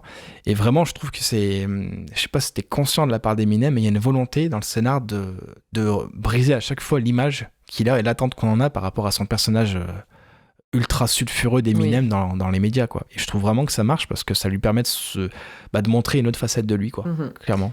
Mais là, c'est vrai qu'il se trompe de cible, en fait. Alors, je dis pas qu'il devrait tabasser la fille, hein. C'est pas du tout ce que je dis. Mais je veux dire, il passe toute sa frustration sur l'un des seuls gars qui essaye de le sortir un peu de la merde, quoi. D'autant que, je suis désolé, mais à aucun moment, il a été acté qu'Alex et Jimmy sortaient ensemble. Hein. Donc, pour moi, Wink, je peux pas lui Enfin, pour moi, c'est pas un salaud. Moi, il s'en prend même plein la gueule pour les autres. Ouais, c'est sûr. Mais... Là, il paye pour les autres, pour moi, ouais. Effectivement. Je pense vraiment, clairement. Ouais, c'est sûr. La mort dans l'âme, Rabbit rentre chez lui. Il récupère sa petite sœur chez la voisine et s'apprête à rentrer dans sa caravane quand il remarque que la voiture s'approchait d'eux. Il comprend immédiatement ce qui va se passer. Il se penche vers Lily et lui demande de rentrer et de fermer la porte derrière elle. La petite hésite, comme si elle comprenait aussi, mais finit par obéir. 6 hommes sortent de la voiture. Il s'agit des membres du Free World et de Wink, qui saigne encore du nez. Après l'avoir humilié verbalement, les violences physiques commencent. C'est un véritable passage à tabac. Conscient qu'il n'a aucune chance de faire le poids, Rabbit encaisse les coups sous le regard effrayé de sa petite sœur qui hurle à travers la fenêtre de la caravane. Les coups cessent lorsque l'un des agresseurs sort une arme. C'est finalement Wink qui s'interposera. La caméra filme Rabbit de dos, recroquevillé sur le sol, le bruit de sa respiration haletante accompagnant le moteur de la voiture qui repart au loin. C'est une scène choc, hein. La petite qui est derrière la fenêtre, là, elle fait vraiment de la peine. Ouais. Alors voilà, là, on touche vraiment à la structure classique du scénario. Hein. Le personnage est tombé tellement bas, on se demande comment il va pouvoir remonter. Il tombe même bas, littéralement, physiquement, du coup. Là, physiquement, voilà, quoi. Là, ils lui en ont mis plein la tête. Et finalement, il doit en arriver aussi bas pour comprendre. Pour rebondir, ouais, peut-être. Voilà, qui doit se prendre en main lui-même et créer lui-même son opportunité, en fait. Il comprend qu'il ne peut plus dépendre des autres et qu'il va falloir... Et puis, non seulement créer sa chance, mais aussi gérer sa façon d'interagir avec les autres. Là, il comprend qu'il est trop impulsif, qu'il est pas assez... il est trop impulsif pour Wink, ça, en aucune raison je valide ce qu'il a fait à Wink, mais pour autant se faire péter la gueule par 5 ou 6 mecs en même temps, c'est pas non plus une riposte loyale. Je dis pas que c'est loyal, et effectivement. Mais il a attiré ça, malheureusement, la violence entraîne la violence. Mais je veux dire, voilà, là je pense c'est la leçon. Alors je dis pas que c'est bien fait, hein, ou quoi que ce soit, ou que c'est une bonne chose, mais finalement, c'est la leçon c'est une leçon qui l'amène à se dire, il va falloir que je gère autrement mes relations avec les autres et ma vie de manière générale, quoi. Non, je suis assez d'accord. Alors effectivement, le fait que la gamine hurle à la fenêtre, ça pose une ambiance... encore une fois, la gamine, quoi. Ah ouais. Super, tu vois ton grand frère se faire péter la tête par des mecs, super. Et le jeu d'Eminem, je trouve qu'il est énorme. On sent vraiment sa peur, en fait, surtout quand t'as Papa Doc qui, là, pour le coup, franchit une ligne, qui sort le flingue et qui lui braque. Et je trouve que le jeu de Wink, Wink est plein de culpabilité, ça se sent. L'acteur est vraiment bon. Eugene Bird, je crois, si je dis pas de conneries, son nom. On voit qu'il est pas fier de ce qui s'est passé et qu'il est pas du tout, il est pas à l'aise avec ce qui se passe. Ouais. Il l'a peut-être plus fait pour garder la face, préserver la face par rapport au mec du Free World que pour autre chose. Et je vais faire un petit aparté avec sa vie parce que je tiens en fait à chaque fois dans ce que j'ai vu dans le film à faire les apartés possibles avec sa vraie vie, c'est assez intéressant. Je sais pas si tu sais qu'Eminem en fait a connu plein de passages à tabac quand il était petit en fait. C'était le souffre de l'un de ses camarades. Principalement à 8 ans, il s'est fait régulièrement tyranniser par un mec qui s'appelait D'Angelo Bailey. En 81, toujours à 8 ans, ce même mec le tabasse presque à mort avec sa bande. Il lui urine au visage dans les toilettes. Son absence passe totalement inaperçue. C'est sa mère qui le retrouve plusieurs heures après dans les chiottes de l'école. Il reste quelques jours dans le coma parce que sa tête a été frappée sur le rebord des toilettes. Et il raconte ce triste épisode de son enfance dans la musique Brain Damage de l'album The Slim Shady LP. Du coup, en plus de cette enfance difficile, il déménage souvent, d'abord dans le Missouri, puis à Warren avant de s'installer à Détroit. Il change très souvent d'école, ce qu'il considère comme l'un des pires moments de sa vie, où il est fréquemment en fait pris à partie déjà du fait qu'il est blanc, ensuite du fait qu'il est chétif, qu'il est tout mec, on l'embête tout le temps, on le frappe tout le temps, c'est un truc de dingue. Et en plus, voilà, dans les quartiers où il vit, la cohabitation, comme dans Etmal, entre blanc et noir, est très difficile, quoi. Et par rapport à la mère, tu vois, quand sa mère rentre des courses après qu'il se soit fait tabasser, je trouve que ça souligne encore l'instabilité de sa mère. Elle revient limite en mode je suis heureuse, je suis contente. Mais c'est assez intéressant parce qu'on apprend qu'elle a joué au bingo, chose que jusque-là on pensait que ça la coulait. Et là, en fait, ça lui a fait gagner $3,000, si je dis pas de bêtises. Et je sais pas si ça insuffle pas à Jimmy l'idée qu'en fait la roue peut tourner et que, je pense que ça lui injecte pas, on est sur la fin du film. Donc, c'est un moment où ça fait tilt, je pense. Rabbit est tombé bien bas. Abattu et défiguré, il semble contempler sa défaite, les yeux dans le vague. Sa mère arrive, les bras chargés d'un sac de victuailles. Elle propose de lui faire des pancakes, ce qui ne manque pas de surprendre son fils. Ce n'est clairement pas une habitude. Puis elle lui annonce une bonne nouvelle. Elle a gagné une coquette somme au bingo. Ils vont pouvoir payer le loyer. Plus tard, à l'usine, son chef le complimente sur son travail et lui propose des heures supplémentaires. Rabbit accepte, même si cela signifie qu'il devra passer sa soirée à l'usine. Officiellement, il était inscrit pour une battle au shelter, mais tant pis. C'est à cet instant qu'apparaît Alex. Rabbit la repère de loin. Elle n'ose pas vraiment approcher. Il décide d'aller lui parler, essayant d'arborer un extérieur dur, même si l'on sent qu'il ne lui en veut pas vraiment. Elle vient lui faire ses adieux. Elle part pour New York. Au détour de la conversation, elle avoue qu'elle aurait bien aimé le voir chanter ce soir-là. Ses paroles suffisent à remotiver Rabbit.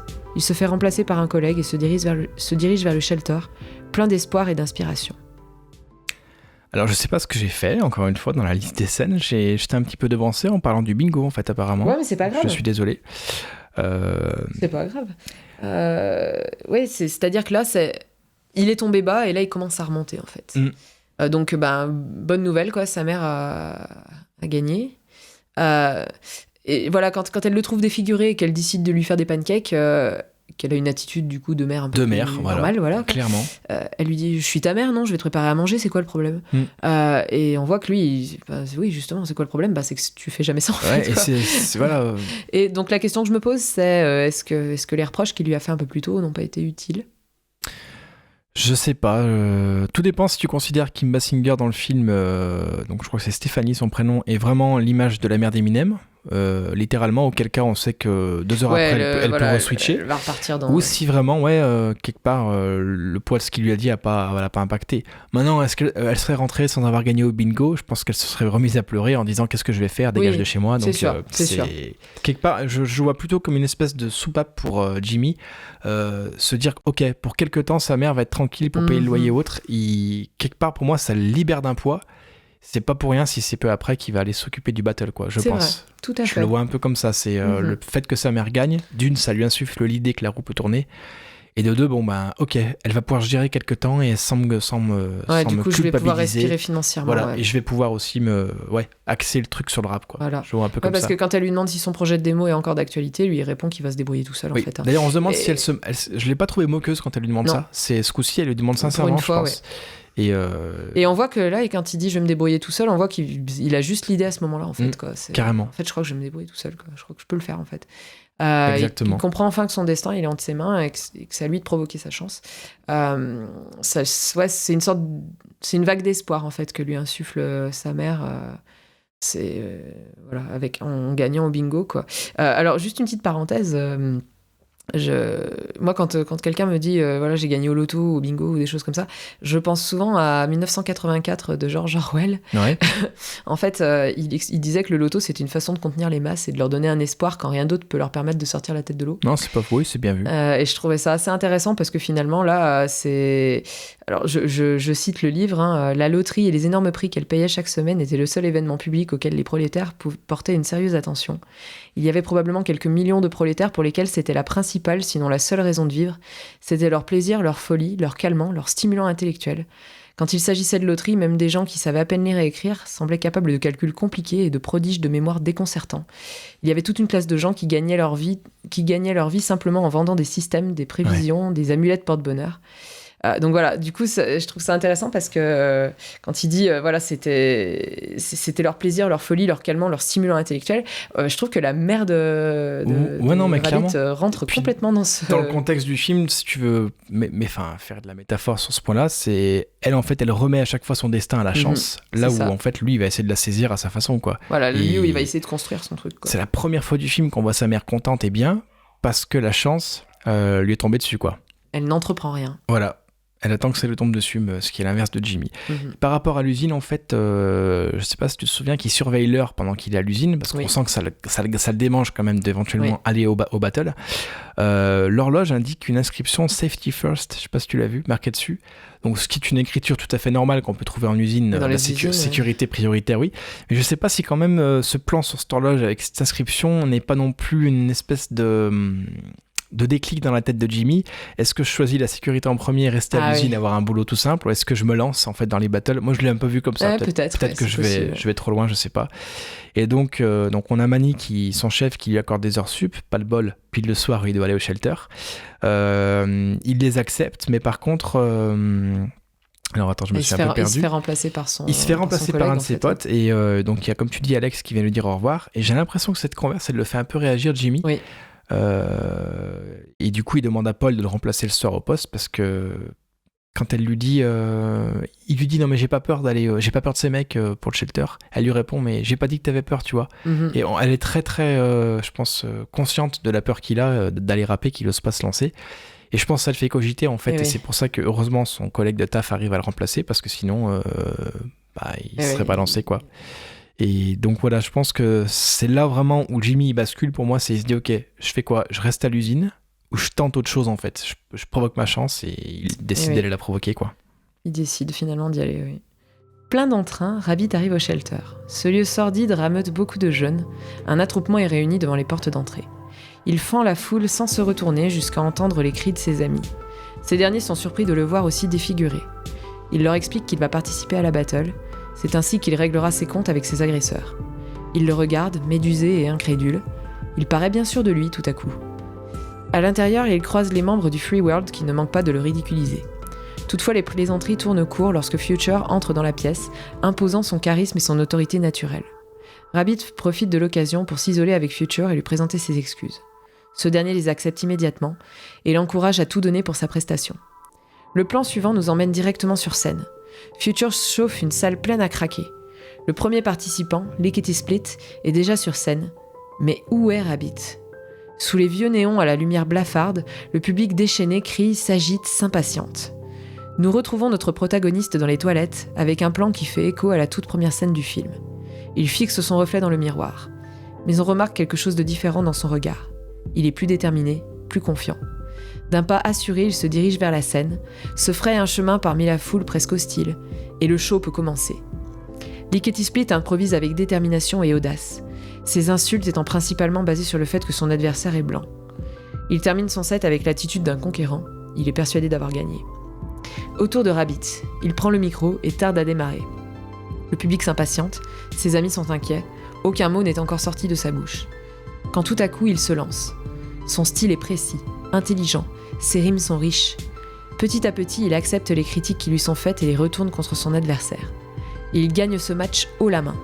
En quelques secondes, il s'est mis le public dans la poche, il a son respect. Il est officiellement des leurs. Le match suivant l'oppose à Lotto. Ce dernier a un style des plus violents. Encore une fois, la majorité des paroles se rapportent à sa couleur de peau et au fait qu'il n'appartient pas à cette communauté. C'est exactement ce dont Rabbit avait besoin. Il utilise ses injures et les fait siennes. Une nouvelle fois, il parvient à mater son adversaire. La foule est enthousiaste, il ira en finale contre Papa Doc. Alors, les excuses avec Future, déjà, elles ont lieu dans les mêmes toilettes qu'on voit au tout début du film. Hein.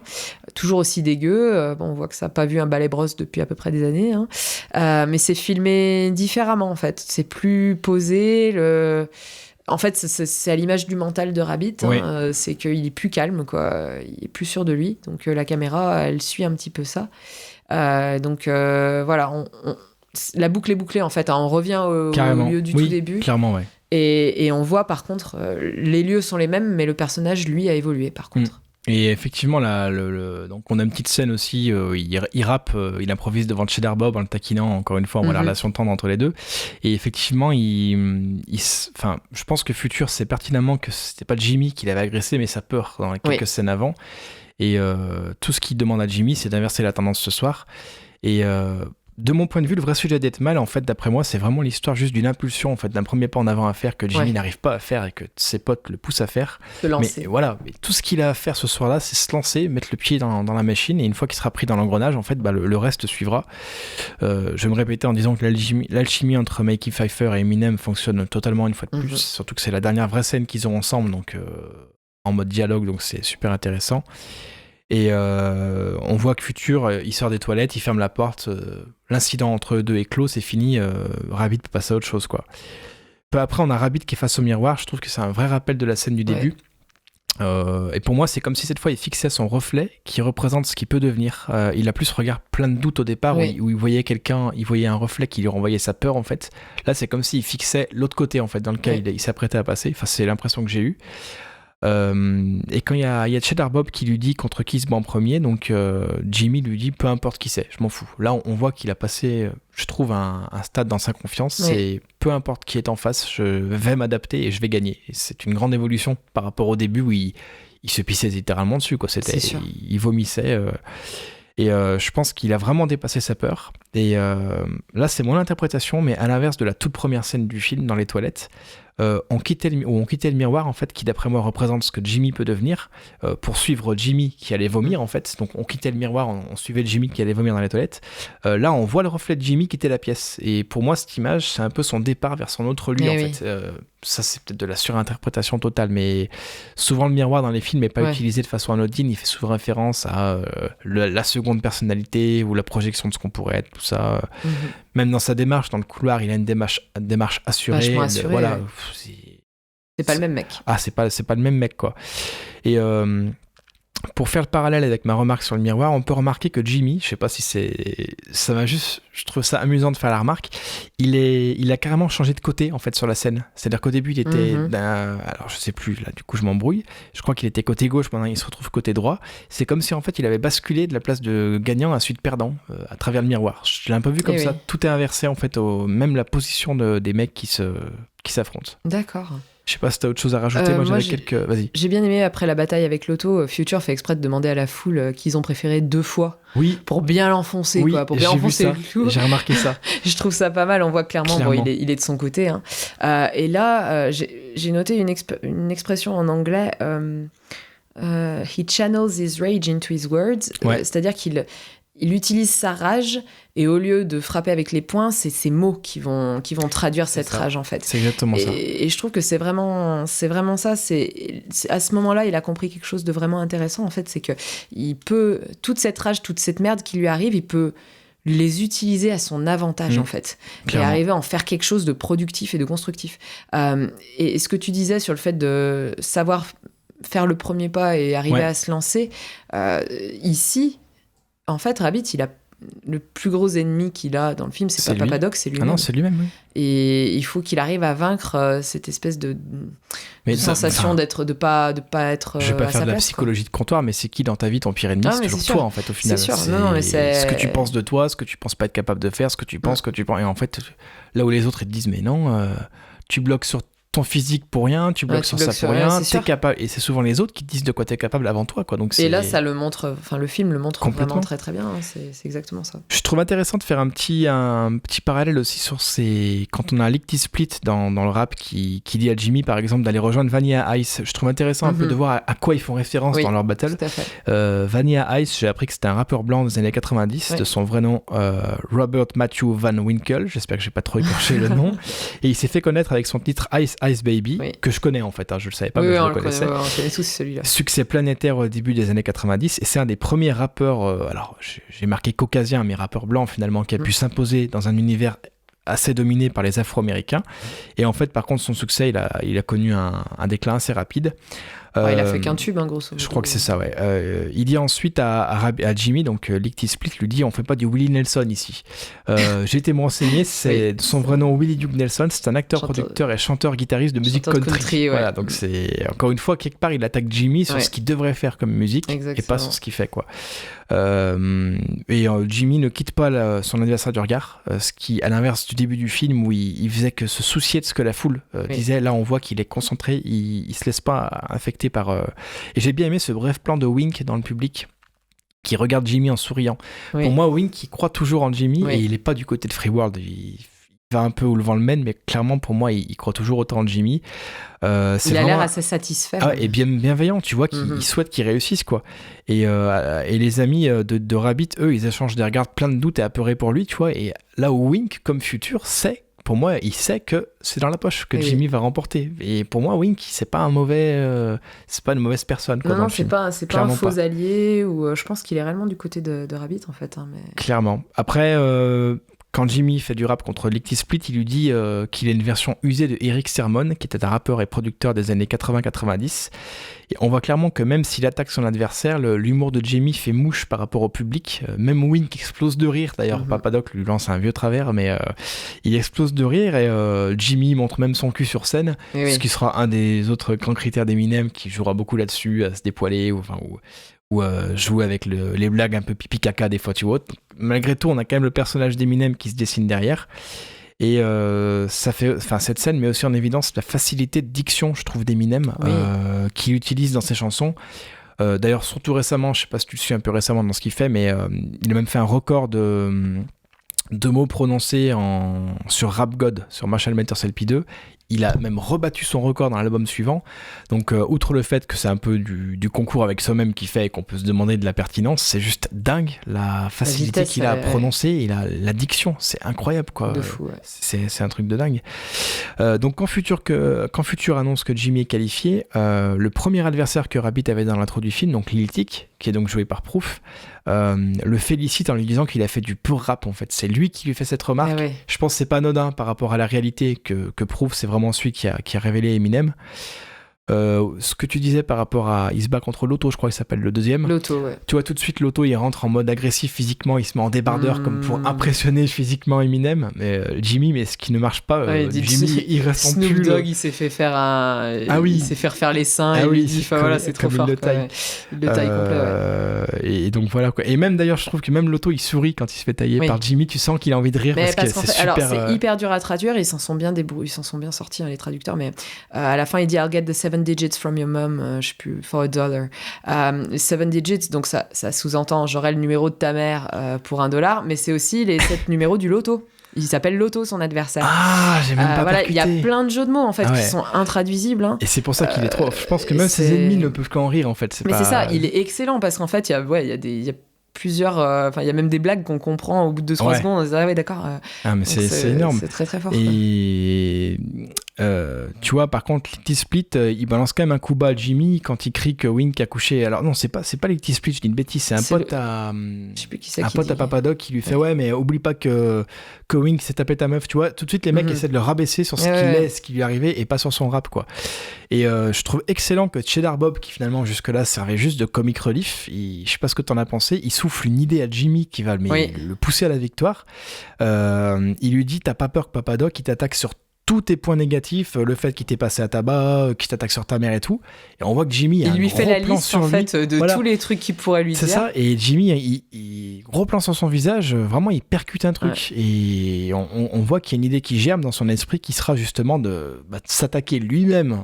En autodérision là-dessus pour retirer toutes les billes à celui d'en face, quoi, en fait. Qui est une excellente technique dans la vie de tous les jours. Exactement. D'ailleurs, face à quelqu'un d'un peu hostile. Hein. Oui. Même face à une classe, en tant que prof, je le dis. J'imagine très bien, de l'autodérision, ça désamorce beaucoup de situations. Oui, tu retires à l'autre en face les points sur lesquels il pourrait bêtement et méchamment t'attaquer, quoi. Ouais. Donc, clairement, c'est efficace. C'est l'heure de la grande finale contre Papa Doc. Rabbit commence. Avec une assurance inébranlable, il donne tout. Il devine les arguments et les insultes que pourrait lui opposer Papa Doc et se les approprie. Il n'a plus honte de ce qu'il est. Il se met à nu devant le public, rappelant à la foule qu'il est l'un des leurs, que comme eux, il vient de la rue. Après quoi, il s'attaque directement à son adversaire. Ce dernier est allé dans une école privée, ses parents ont de l'argent. Très intelligemment, il creuse le fossé entre le public et son opposant. Il choisit de faire exactement ce que Papadoc n'a jamais fait. Il fait preuve d'une honnêteté sans faille sur ce qu'il est et ce qu'il vit. La foule est enthousiaste, ils en veulent plus. C'est maintenant au tour de son rival. Avec des plans très courts et saccadés, la caméra passe du public à Papadoc. Ce dernier tente de se mettre dans le flot. Avec des images qui rappellent la première scène du film, la caméra se fixe rapidement sur sa bouche, ses yeux. On peut y lire toute son hésitation et sa confusion. Scotché, incapable de défendre son titre, il déclare forfait. Rabbit n'en croit pas ses yeux. Il vient de remporter le titre. La foule en délire scande son nom. Il s'est officiellement fait une place dans leur monde. À l'extérieur, sa bande de potes est en liesse. Future lui propose même de s'associer avec lui pour animer les battles au shelter. Rabbit refuse. Il veut faire quelque chose qui lui ressemble, tracer sa propre voie. Il repart à l'usine. Ses amis le regardent partir avec respect et fierté. Les premières notes de Lose Yourself se font entendre. Rabbit s'éloigne dans la ruelle, sans se retourner. Pour la première fois de sa vie, mais probablement pas la dernière, il a triomphé. Je trouve que c'est intéressant parce qu'on voit vraiment la vraie portée de son talent qu'à la toute fin.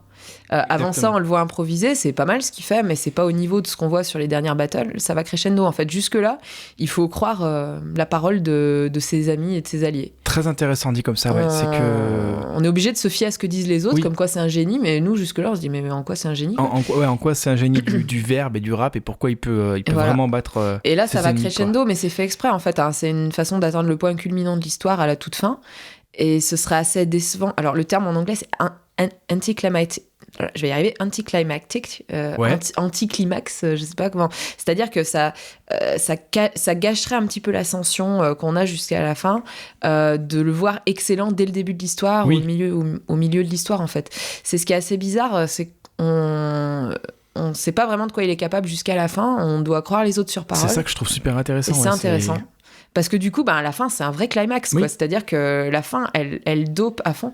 Rémi me disait que ce film lui avait filé la pêche. Oui, je t'ai pas demandé s'il avait apprécié du coup 8 Mile, d'accord. Au même titre qu'un Rocky, file la pêche à la fin. Parce que c'est quelqu'un qui arrive à se dépasser, en fait.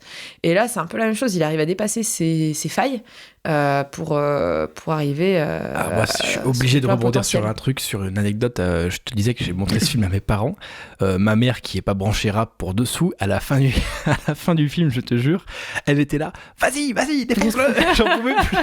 Elle était à fond, ça, juste pour voir Jimmy défoncer. Et oui, mais parce que face. c'est bien fait, parce que justement, ça fait une décharge de dopamine pour le spectateur d'arriver à ça. La boucle est bouclée en fait. On revient au début de l'histoire sur les lieux où il a échoué. Oui. Sauf que là, il a appris de ses erreurs. Il a trouvé la force pour arriver à se surpasser. C'est vraiment l'histoire typique de l'outsider, la personne qu'on donnait perdante et qui finit par s'imposer en fait. Clairement. Et là, il gagne pas simplement la battle. En fait, il gagne le respect de sa communauté. Et surtout, il arrive à se dépasser lui-même. Il devient un leader, en fait. Il change de statut. C'est plus un outsider, c'est un leader. Complètement. Et il sait qui il est et il le revendique en plus. C'est-à-dire que toutes les choses dont il se cachait, dont il avait honte, là, il se les approprie. Dessus, ouais. Et il arrive à les dépasser, du coup. Ce que les autres font pas. Les autres sont dans le contrôle de leur image, ou les gros durs, et rester... sur ce plan-là, quoi. Exactement. Et alors, j'encourage tout le monde à aller écouter une analyse de cette battle qui a été faite par un YouTuber qui est français en plus, qui parle français en tout cas, dont la chaîne s'appelle Marketing Mania. Donc, à la base, on ne croirait pas. Et en fait, il explique les techniques de persuasion. Il décortique des techniques de persuasion qu'on peut utiliser dans des pitchs de vente. Mais là, du coup, il décortique les techniques utilisées par Eminem. Et c'est hyper intéressant. Donc, vraiment, si vous avez l'occasion d'aller voir comment il arrive à se mettre le public dans la poche et comment il arrive à retourner les choses contre son adversaire. Vraiment, allez voir la vidéo. Je trouve que ça se remarque beaucoup qu'il se met le public dans la poche, vraiment, en fait. Déjà, il commence par tous ceux du 313, lever les mains en l'air. Il les sollicite d'entrée de jeu, j'ai remarqué ça, et en fait, il les implique de son côté, en fait, quelque part, et du coup...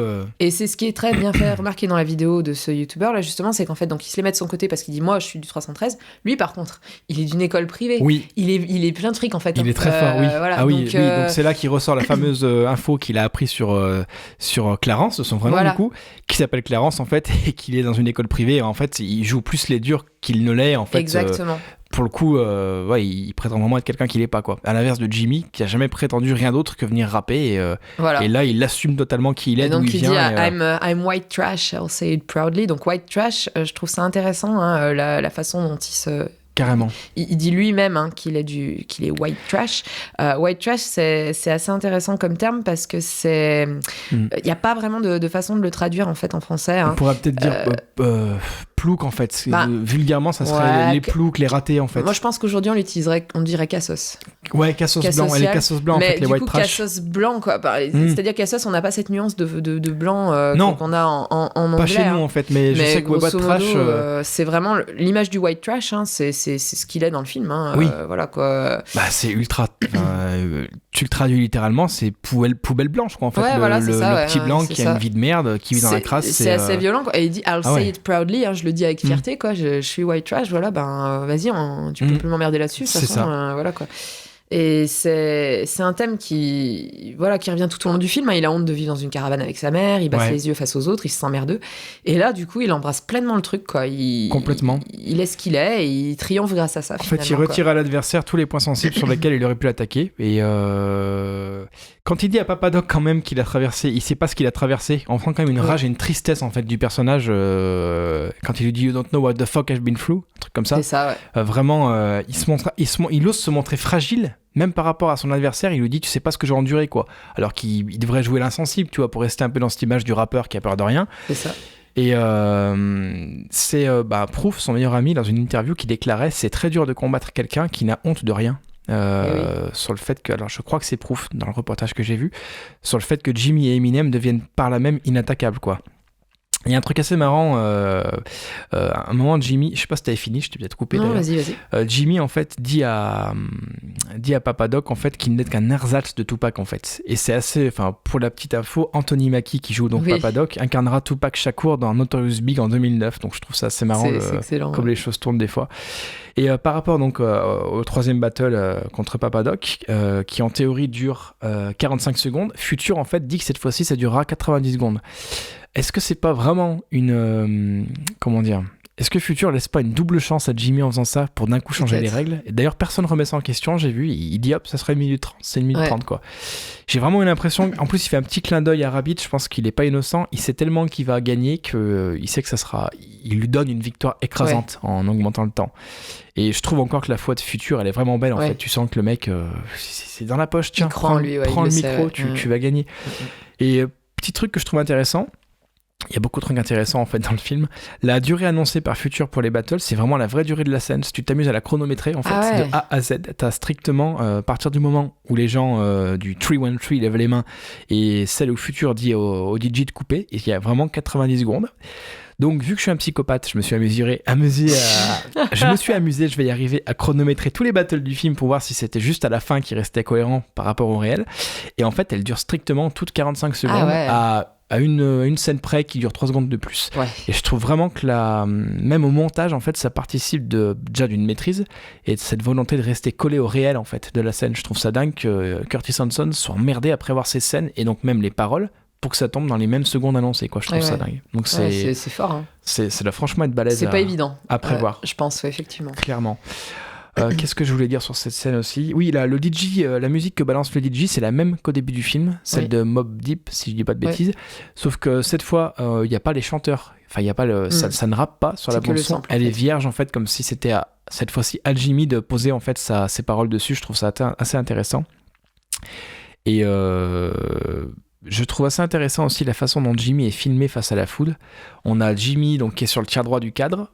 Tout le reste du cadre est envahi par la foule qui le scande en fait, qui est vraiment à fond sur lui. Et Papa Doc qui est au centre du plan. Donc, en général, le centre du plan, c'est presque pour mettre quelqu'un en valeur. Là, en fait, il est dans l'ombre. Il est vraiment dans l'ombre, comme s'il était écrasé par le reste. Alors que Jimmy, t'as un halo de lumière sur lui. On remarque que lui, en fait. Littéralement, il est mis en lumière, quoi. Alors, j'ai marqué aussi que Jimmy profite d'être le premier à commencer à rapper... ça, je l'ai déjà dit en fait, contre Papa Doc pour détruire tous les arguments que l'autre pourrait lui opposer. Après, je relis un petit peu mes notes en même temps, hein. Je suis désolé, c'est assez vaste. Le fait que les rôles soient inversés aussi, on a un gros plan sur la bouche de Papa Doc qui reste totalement muet et paralysé, qui est exactement ce qui arrivait à Jimmy au départ. Donc ça en dit long, je trouve aussi. La peur a vraiment changé de camp. Qu'est-ce que je voulais dire aussi? Bah oui, je parlais de Wink en fait, le fait qu'il sourit vraiment quand il voit Jimmy gagner, je pense que ça en dit long sur le personnage. Et je vais faire un petit aparté sur Papa Doc parce qu'on n'en a pas parlé, de où il tient son nom en fait. Oui, je sais pas si tu le sais. posais la question. Ouais. Alors c'est pas, il tient pas son nom du délire qu'on a eu juste avant, non, parce qu'on a coupé une grosse partie. Il faut que je le dise comme ça, le fou rire sortira. Marie a ripé et a dit Papa Doc à un moment donné, et je me suis imaginé Papa Doc qui débarquait déguisé en orque sur scène, et ça nous a suffi à rigoler un quart d'heure. Voilà. J'ai maturité point. Ouais. Et du coup, alors en fait, il tient son nom je vais y arriver, d'un autre film qui se déroule à Détroit, qui s'appelle Action Jackson de 1988. Je sais pas si tu le sais. Il y a un personnage qui s'appelle comme ça dedans, et c'est aussi le surnom de François Duvalier, qui fut le président de la République d'Haïti de 57 à 64, et ce jusqu'à sa mort. Et son règne a été marqué par la corruption, l'utilisation de milices privées, enfin c'était assez spécial. Et il utilisait vachement le culte de la personnalité pour être perçu un peu comme un dieu vivant. Il jouait vraiment sur l'image qu'il renvoyait pour la population, et on le surnommait Papa Doc. Pourquoi juste, je sais pas, mais c'est dur de croire que le surnom du personnage a été pris au hasard quand on sait ça, quoi. C'est sûr. Et écoute, après par rapport à la fin, alors je trouve qu'il y a pas mal de choses à dire sur la fin. Il y a beaucoup de choses à dire. C'est quand même une fin douce amère, je trouve. Eh bien oui, c'est pas le méga happy end. Pas du tout, c'est vraiment, en fait, encore une fois, c'est réaliste, quoi. Mais je pense que c'est ça qui, moi, c'est personnellement, l'ado qui a vu 8 Mile à sa sortie en DVD, elle s'attendait à la méga, au moins un truc qui me fasse comprendre qui va se sortir de là. Là, en fait, on sait pas. Les cartes sont entre ses mains, mais on peut être optimiste, mais on ne sait pas en fait. Peut-être que cette victoire-là, c'est la seule qu'il aura, et clair. Que derrière, il va finir sa vie dans son usine. C'est assez triste, Future, tu vois, quand Jimmy lui fait t'inquiète, maintenant je vais faire mon truc de mon côté, tu vois. Future lui propose d'animer les battles avec lui. Tu sens qu'il laisse un peu partir son bébé en fait, que sa création en fait à Future lui échappe un peu. Je trouve à la fin qu'il est quand même triste que Jimmy veut continuer sans lui. Et je trouve que c'est assez douce amère, c'est assez, enfin la simplicité de cette fin, c'est vraiment surprenant, je trouve, pour un film qui parle d'Eminem. Il a juste gagné un futur brillant, en fait, brillant. Il a amorcé sa transformation. C'est ça la vraie histoire de cette fin. Et j'ai marqué la même chose que toi. C'est ce qui, à 16 ans, m'a déçu. Je m'attendais à une success story flamboyante, mais je pense tout bêtement que je manquais de maturité et peut-être de subtilité, ce qui serait pas surprenant à 16 ans, pour comprendre ce que Curtis Hanson a voulu faire. Ce qu'il a fait, c'était le meilleur, quoi. Eh bien oui, parce que c'est la victoire sur lui-même en fait finalement qui est la plus importante dans l'histoire. Et puis mais voilà, c'est vrai que c'est quand même une fin ouverte, on se pose beaucoup de questions. Qu'est-ce qu'il va devenir? Est-ce qu'il va réussir à enregistrer sa démo? Est-ce que ça va marcher pour lui? Est-ce qu'il arrivera à sortir de ce quartier? Carrément. Est-ce que est-ce que c'est moins important pour lui maintenant qu'il a le soutien de sa communauté, qu'il se sent pleinement qui fait pleinement partie de cette communauté? Est-ce que c'est moins important pour lui de partir aussi, peut-être? Et voilà, c'est pas formaté, et c'est pour ça que j'ai pas aimé à l'époque, et c'est pour ça que j'aime bien aujourd'hui. Oui, comme quoi, et ça c'est super intéressant. Enfin, petite analyse un peu en aparté, mais je trouve que un film, c'est jamais le même que tu regardes selon l'âge que t'as en fait. Oui, tout à fait. Et ça c'est un truc de dingue. Il y a eu des films que je détestais, je les ai revus, je me suis dit mais t'avais de la merde dans les yeux. Et à l'inverse, des films que je vénérais, je les revois, j'ai revu. Alors attention, on change carrément de style. Tango et Cash avec Stallone, et je te jure, j'avais un souvenir de ce film, The film d'action énorme, excellent, machin, avec les blagues qui font mouche. Putain, je l'ai revu récemment. Je trouvais ça relou. J'ai dit c'est sympa, c'est hyper formaté, et c'est super décevant, quoi. Et à l'inverse, des fois, c'est super gratifiant. Tu te dis, j'avais raté un truc à l'époque. C'est ça. Et je pense que ça a surpris pas mal de monde à l'époque, le film, le ton qu'il employait, parce que même Mickey Pfeiffer, l'acteur qui joue donc Future, a dit: la première fois qu'on m'a parlé de 8 Mile, je n'ai pas eu la moindre envie d'y participer, je ne voulais même pas lire le script parce que je pensais que ce serait un banal film de rap. Et il a changé d'avis en disant que c'est en rencontrant Curtis Hanson que j'ai appris la vraie nature du projet, son mélange de comédie, drame et d'action. Ce film est l'histoire d'une quête, d'un rêve abouti, l'aventure d'un homme qui refuse de dilapider ses dons. Je trouve qu'elle est très vraie, cette phrase, en fait. C'est très bien vu. Il refuse de se dilapider ses dons, ça correspond bien à ce que Jimmy fait en fait. Il se dit bon, maintenant est-ce que je vais épouser ce que je veux ou pas? Et quand il quitte d'ailleurs la rue dans laquelle il s'éloigne, alors que les premières notes de Lose Yourself apparaissent, je sais pas si encore une fois je pars trop loin dans ce que l'image m'a évoqué, Mais donc on est derrière lui, il s'avance dans la ruelle et en fait il quitte une ruelle de couleur très bleue, très sombre et au bout de la ruelle c'est de la lumière orangée qu'il y a. Ouais. Je pense que c'est pas anodin, il part vers un futur plus chaud, meilleur, quoi. Littéralement plus chaud, quoi. Et je trouve assez logique qu'encore une fois, ce soit qu'à la fin que Lose Yourself commence et qu'elle soit dans le générique de fin, puisqu'on a atteint l'accomplissement et ce qui va devenir, et que c'est normal que ce soit que là qu'on l'entende la zig dans son intégralité. Je trouve que c'est une super métaphore en fait pour finir le film. Et encore une fois, quand j'ai été le voir avec mes potes à l'âge de 16 ans au ciné, on était ultra déçus de l'entendre qu'à la fin, quoi. Moi j'ai un pote, je me rappelle, qui me disait super, je me suis tapé une heure de film pour entendre Lose Yourself à la fin, quoi. Fait chier. Parce que tu vois, on était vraiment dans cette optique d'aller voir Eminem flamboyant tout de suite et tout. Oui. Donc, alors je me souviens d'une critique cinéma de l'époque qui à mon avis est complètement passée à côté du truc, hein. Et qui disait oui, en gros j'ai l'impression de voir un album de Martine, quoi. C'est Eminem est gentil avec non mais sérieusement, hein. Eminem est gentil avec sa petite sœur, Eminem va en virer avec ses potes, et c'était comment elle s'appelle cette nana? La vie de Marshall Mathers, c'est Martine en fait, et je crois que c'est Elisabeth Quint, je sais plus si c'est Elisabeth son prénom, mais enfin, là, elle fait encore des critiques. Du coup depuis je l'écoute plus parce que je me souviens de cette critique. Donc, et je me suis dit, mais tu viens d'attaquer nommément une critique cinéma. Désolé madame, moi je pense qu'elle était passée à côté du truc, hein. Après, moi je trouve aussi qu'il y a beaucoup de critiques qui passent à côté des trucs. Je pense qu'en fait il y avait le côté un peu c'est Eminem, c'est à la mode, donc forcément ça va être de la daube. Et puis c'était bien de cracher sur Eminem à l'époque, voilà. Vraiment dans le contexte du film c'était complètement mais vraiment je me souviens de ça, Eminem est gentil avec sa petite sœur, Eminem va faire ses courses, et je me suis dit mais en fait je vois pas en quoi c'est une critique du film, c'est comment ça s'inscrit dans le scénar qui est intéressant en fait. Moi non plus, mais bon, alors après on aime ou on n'aime pas, hein. Ça c'est légitime, on a le droit de pas aimer. Mais je pense quand même qu'il y a une démarche assez intéressante derrière ce film. Carrément. En tout cas, vas-y. Excuse-moi. Je voudrais revenir par rapport au scénario. Parce que, donc, pour ceux que ça intéresse, hein, la structure des scénarios et des gros blockbusters hollywoodiens, tout ça, je vous incite vraiment à lire l'anatomie du scénario de John Truby. Qui explique comment écrire un scénario, grosso modo, hein, qui fourmille d'informations et qui permet de décortiquer beaucoup de films. Donc si jamais ça vous intéresse, je vous encourage vraiment à le lire. Et donc je trouve que là, ça m'a vraiment aidé à comprendre un peu comment était construit ce scénario. Pourquoi on a cette sensation de bien-être en fait à la fin du film, hein, qui est comme une sorte de récompense pour le spectateur. C'est parce qu'on a vu le personnage évoluer en fait. Et donc selon John Truby, qui a écrit ce livre, dans les meilleurs scénarios, les personnages ont un désir. Donc ici, Rabbit, il veut gagner une battle au shelter et se faire un nom auprès de sa communauté. Et il a un ou plusieurs besoins dont il n'a pas forcément conscience. Donc ici, Rabbit, il a besoin d'assumer ce qu'il est et il a besoin de prendre confiance en lui. Il le sait pas au début. Et donc ça, c'est un thème qui revient tout le long du film. En fait, hein, il a honte de vivre dans sa caravane avec sa mère, il baisse les yeux face aux autres, tout ça.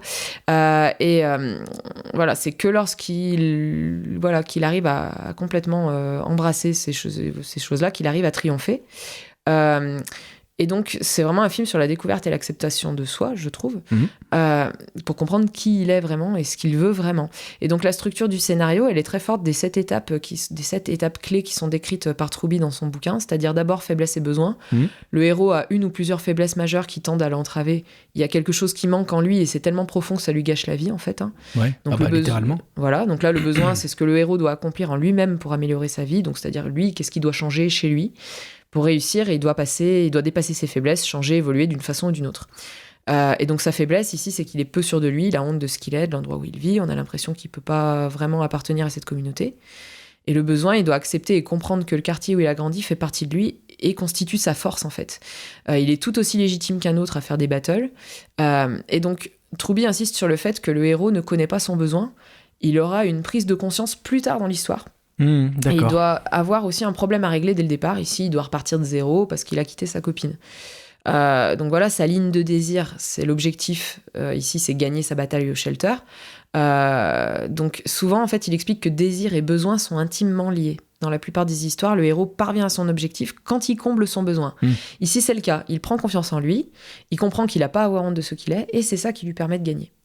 Il parle aussi de l'adversaire. Un bon adversaire, ça cherche à empêcher le héros d'atteindre son objectif, mais c'est également un concurrent du héros, c'est-à-dire qu'il veut souvent obtenir la même chose que lui. Exactement. Ici, c'est ça.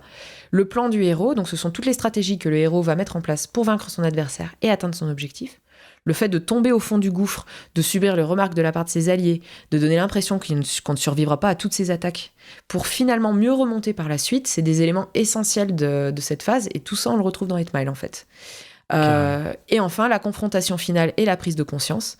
La confrontation permet de déterminer qui, entre le héros et l'adversaire, atteindra l'objectif. S'ensuit une prise de conscience pour le héros.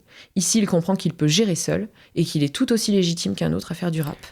Et enfin, on atteint le nouvel équilibre. Après ce qu'il a traversé, le héros est transformé de manière fondamentale et immuable, et il peut repartir sur de nouvelles bases. Donc là, on a vraiment toutes les toutes les étapes. Et alors je vais spoiler aussi, mais t'aurais pu me décrire littéralement le scénario de The Fighter et de Joker aussi, qui sont du même scénariste. Donc je pense que c'est pas anodin, parce que vraiment, tu regarderas The Fighter de David, je crois que c'est David O. Russell, le réal, avec Christian Bale et Mark Wahlberg. Vraiment, j'ai adoré le film. Produit par Aronofsky d'ailleurs, pour te dire le côté un peu humain de la chose et tout. Et franchement, j'ai trouvé vraiment excellent. Et c'est le même schéma. Et c'est pareil sur Joker. Alors, dans une version beaucoup plus glauque, mais parce que là, on n'est pas vers quelqu'un qui va vers la lumière, mais l'inverse. Qui s'enfonce dans les ténèbres, mais qui pour lui, en fait, sont la... Comment dire ? C'est un accomplissement entre guillemets pour lui aussi. Et oui, voilà. Et on retrouve exactement ce que tu as décrit. Mais c'est vrai que c'est vraiment intéressant. Et puis, alors je reviens sur la scène d'exposition où on comprend rapidement qui sont ses alliés, ses antagonistes, les enjeux de l'histoire. Ça aussi, tout ça, c'est expliqué par Truby dans le bouquin. On comprend la quête du personnage. On s'achemine petit à petit vers le moment où il est au fond du gouffre. Ouais. On croit qu'il ne remontera pas. Et puis finalement, il se relève. Et on arrive sur le climax, l'apogée de l'histoire. Merci pour cet aparté, super intéressant. Donc voilà, c'est vraiment, si vous avez du temps pour lire ce bouquin, je vous encourage à lire. Je te laisse redire le titre et l'auteur, ça dérange pas. L'anatomie du scénario par John Truby. Ok, très bien, ça peut être super intéressant. Ouais. Il est en français ou pas ou Il est en français. Il est en français. D'accord. Il est pas trop mal traduit. Ouais, voilà, on va dire ça.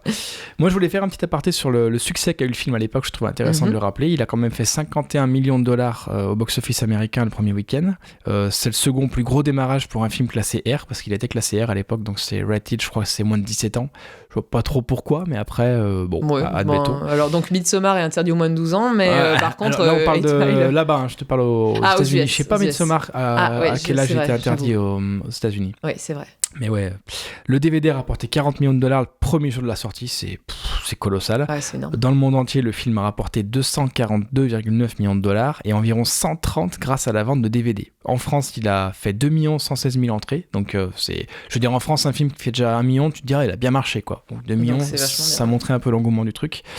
À la fin du tournage, il y a Curtis Hanson qui a demandé à Eminem comment il l'a vécu, et ce dernier a répondu « plus jamais ». Tellement ça a été dur pour lui. Depuis, il a eu quelques petits caméos, notamment dans Funny People en 2009 et The Interview que j'ai beaucoup aimé avec le controversé James Franco en 2015, et il a plus jamais joué de rôle principal. Et l'anecdote, c'est qu'il devait y avoir, je sais pas si tu le sais, une suite non officielle à 8 Mile dans lequel en fait Eminem reprendrait le rôle de Jimmy Smith, mais qui serait cette fois un boxeur qui voudrait percer dans le monde de la boxe, qui s'appelle La Rage au ventre, qui a finalement été fait en 2015 avec Jake Gyllenhaal dans le rôle titre. Je sais pas si tu l'as vu. Non. Et du coup, Eminem, en fait, il a, de ce que j'avais lu à l'époque, sans me tromper, il a jeté l'éponge. Il trouvait qu'il fallait trop s'entraîner. Il était pas prêt à le faire. En fait. Il était pas prêt à ça pour le rôle. Et par contre, il s'est occupé de la bande originale. Et en fait, l'histoire, c'est il aurait repris son rôle, celui d'un boxeur gaucher léger, celui d'un boxeur gaucher et malchanceux qui tente de récupérer la garde de sa fille. Donc tu vois que c'était un peu en accord avec perso. Je vois pas du tout pourquoi reprendre le même perso que dans 8 Mile, juste pour dire qu'il s'appelle Jimmy Smith et joué par Eminem. J'aurais trouvé ça. C'est pas vraiment une suite, quoi. Du coup, non, c'est une suite non officielle, quoi. Qu'est-ce que je peux dire de plus ? Oui, que 8 Mile lui a vraiment permis de s'opposer à un public beaucoup plus large, en fait, ce qui était, je sais pas si c'était le but initial, mais du coup, plein de gens qui même seraient pas intéressés au rap se sont dit, ah ouais, le film est vraiment bien. Mais Eminem, il transcende un peu les genres, moi, je trouve. Moi, je suis pas hyper rap, bon, j'aime bien de temps en temps, mais voilà. Mais je pense que des gens qui n'aiment pas le rap vont aimer Eminem. Ouais, c'est d'ailleurs ce qui fait qu'il est beaucoup critiqué des fois, notamment depuis, parce que je voulais revenir, pour finir là-dessus, si ça te va, un petit peu sur l'après 8 Mile, ce qui lui est arrivé après 8 Mile. C'est assez marrant parce que donc il a été projeté au Festival de Toronto en 2001, la BO sort en octobre dans la foulée, c'est quasiment un nouvel album peu de temps après The Eminem Show qui a fait un carton mais monumental. Ça lui permet de s'imposer auprès d'un large public, et il y a plein d'Américains et de gens dans le monde qui connaissaient de lui que des rumeurs flatteuses, comme même mes parents, tu leur parlais d'Eminem, ils entendaient que le mauvais, quoi, les procès, tout ça. Pour la première fois, la classe ouvrière de Détroit et les rêves que la ville nourrissait sont aussi représentés. Et ça, c'est assez rare dans un film. Et en fait, ce qui est assez, entre guillemets, marrant, c'est que 8 Mile a presque été sa pyramide à Eminem. C'est-à-dire qu'il est arrivé au sommet avec 8 Mile. Et après, ça a commencé à être la chute avec des albums comme Encore, qui ont moins convaincu le public. Et surtout la mort de Proof, je sais pas si tu le sais, de son vrai nom, donc je le rappelle, c'est Deshaun Dupree Holton, qui s'est fait tuer par un videur au CCC, qui est un club de Détroit situé sur la route de 8 Mile en plus. Et en fait, cette mort, elle intervient pour la petite histoire, alors qu'Eminem, il est dans une gestion ingérable en fait de son statut de star. Il commence à péter un plomb. Il est tombé dans une addiction grave aux somnifères, c'est-à-dire qu'il tournait à 40 cachetons de Valium et 40 cachetons et des cachets de Vicodin le soir et de NyQuil, je crois que ça s'appelle le cachet, le somnifère pour s'endormir, donc catastrophique. De son propre aveu, pourtant, on sait qu'il a vécu des moments sombres, mais de son propre aveu, c'est le moment le plus sombre de sa vie. Donc, la perte de Proof, ça l'a... Excuse-moi, la perte de Proof, c'est vraiment le truc qui le met à terre, quoi. Il confond ses médocs avec de la méthadone, ce qui fait il frôle la mort, en fait. Il a ses organes qui commencent à lâcher les uns après les autres. Là, on est, je sais plus en quelle année précisément, qui fait qu'il disparaît des radars et il revient qu'en 2009 avec l'album Relapse, qui commence déjà à avoir quelques orientations un peu différentes de ce qu'il faisait avant. Et encore une fois, il n'est pas totalement sorti de ça, il sent qu'il va replonger. Et là, il se trouve que c'est Elton John qui l'aide à sortir de la drogue, en fait. Ça, c'est décidément, pardon. Parce qu'il a traversé les mêmes problèmes que lui. Il a traversé les mêmes, le même succès foudroyant, le même succès étouffant, les mêmes soucis à la drogue. Et c'est assez dingue quand tu sais le passif qu'ils ont et tout, qu'il l'a fait venir sur scène. C'est vraiment lui qui était parmi ceux qui l'ont aidé à s'en sortir. Il revient avec l'album Recovery en 2010, Guérison. Donc vraiment là, c'est l'album où il déclare être totalement sobre, qu'il a laissé ça derrière lui. Et il a vraiment des sonorités plus pop, ce qui fait un peu que les gens disent « Ah, mais il a vendu sa veste ». Pour moi, il a juste changé, en fait. Moi qui suis fan de lui depuis le début, pour moi, il a juste changé, il faut l'accepter. Je veux dire, tu peux pas décider. Oui, il a évolué, quoi. Voilà, ce que Eminem doit rester, non, il a évolué. Il a une sobriété, une gravité, une maturité inédite dans ses morceaux. Il y a des sons, plus pop. Je peux comprendre quand on voit qu'il chante avec Rihanna, qui aurait été une nana qui l'aurait défoncé à l'époque, au même titre que Britney Spears. Et j'aimerais finir sur une citation d'Eminem, à moins que tu aies autre chose à rajouter avant que je finisse, que je trouve qui montre assez la réalité du mec, et sa vision des choses et de ce qu'il est. Depuis le tout premier jour que je fais du rap, j'ai l'impression que mon temps est compté. C'est comme ça que j'ai construit toute ma carrière, en pensant que tout cela ne se reproduirait peut-être plus. Les fans sont très changeants et oublient vite. D'un seul coup, vous n'êtes plus rien, même si vous étiez auparavant le meilleur du monde. Et je trouve en fait, ça montre assez bien l'état d'esprit du mec. Et que finalement, je pense que dans l'introduction du podcast, je disais que finalement 8 Mile, c'était peut-être la chance pour lui de montrer une autre facette de lui. Moi, je sais pas si c'est pas un film qui a montré sa vraie facette. Il a beau être insaisissable comme artiste, je pense vraiment que entre guillemets, le vrai Eminem, c'est clairement Jimmy Smith, et c'est juste un mec qui a fait ce qu'il a pu et qui se rappelle d'où il vient. Et ça, je trouve ça chouette, quoi. Et je trouve vraiment que le film se fait miroir de ça, quoi. Je sais pas ce que t'en penses, mais oui, c'est bien possible. Voilà, je voulais pas trop disserter sur Eminem parce qu'il y aurait un podcast à faire à part, n'est-ce pas? Mais voilà. Je sais pas si t'as autre chose à rajouter pour finir. On a fait le tour. C'était un long tour, hein. C'était pour parler avec transparence. On pensait que ça serait moins long que Midsommar, et en fait on se rend compte que ça sera aussi long, si c'est pas un peu plus, moins aussi long. Carrément. On espère que vous avez pris plaisir à écouter ce second podcast. On vous invite à aller redécouvrir le premier qui était consacré à Midsommar, et le prochain podcast sera consacré au film 500 jours ensemble, film de 2009 réalisé par Mark Webb. Oui, autre ambiance, complètement. Merci Marie-Élise. Merci RM. À bientôt.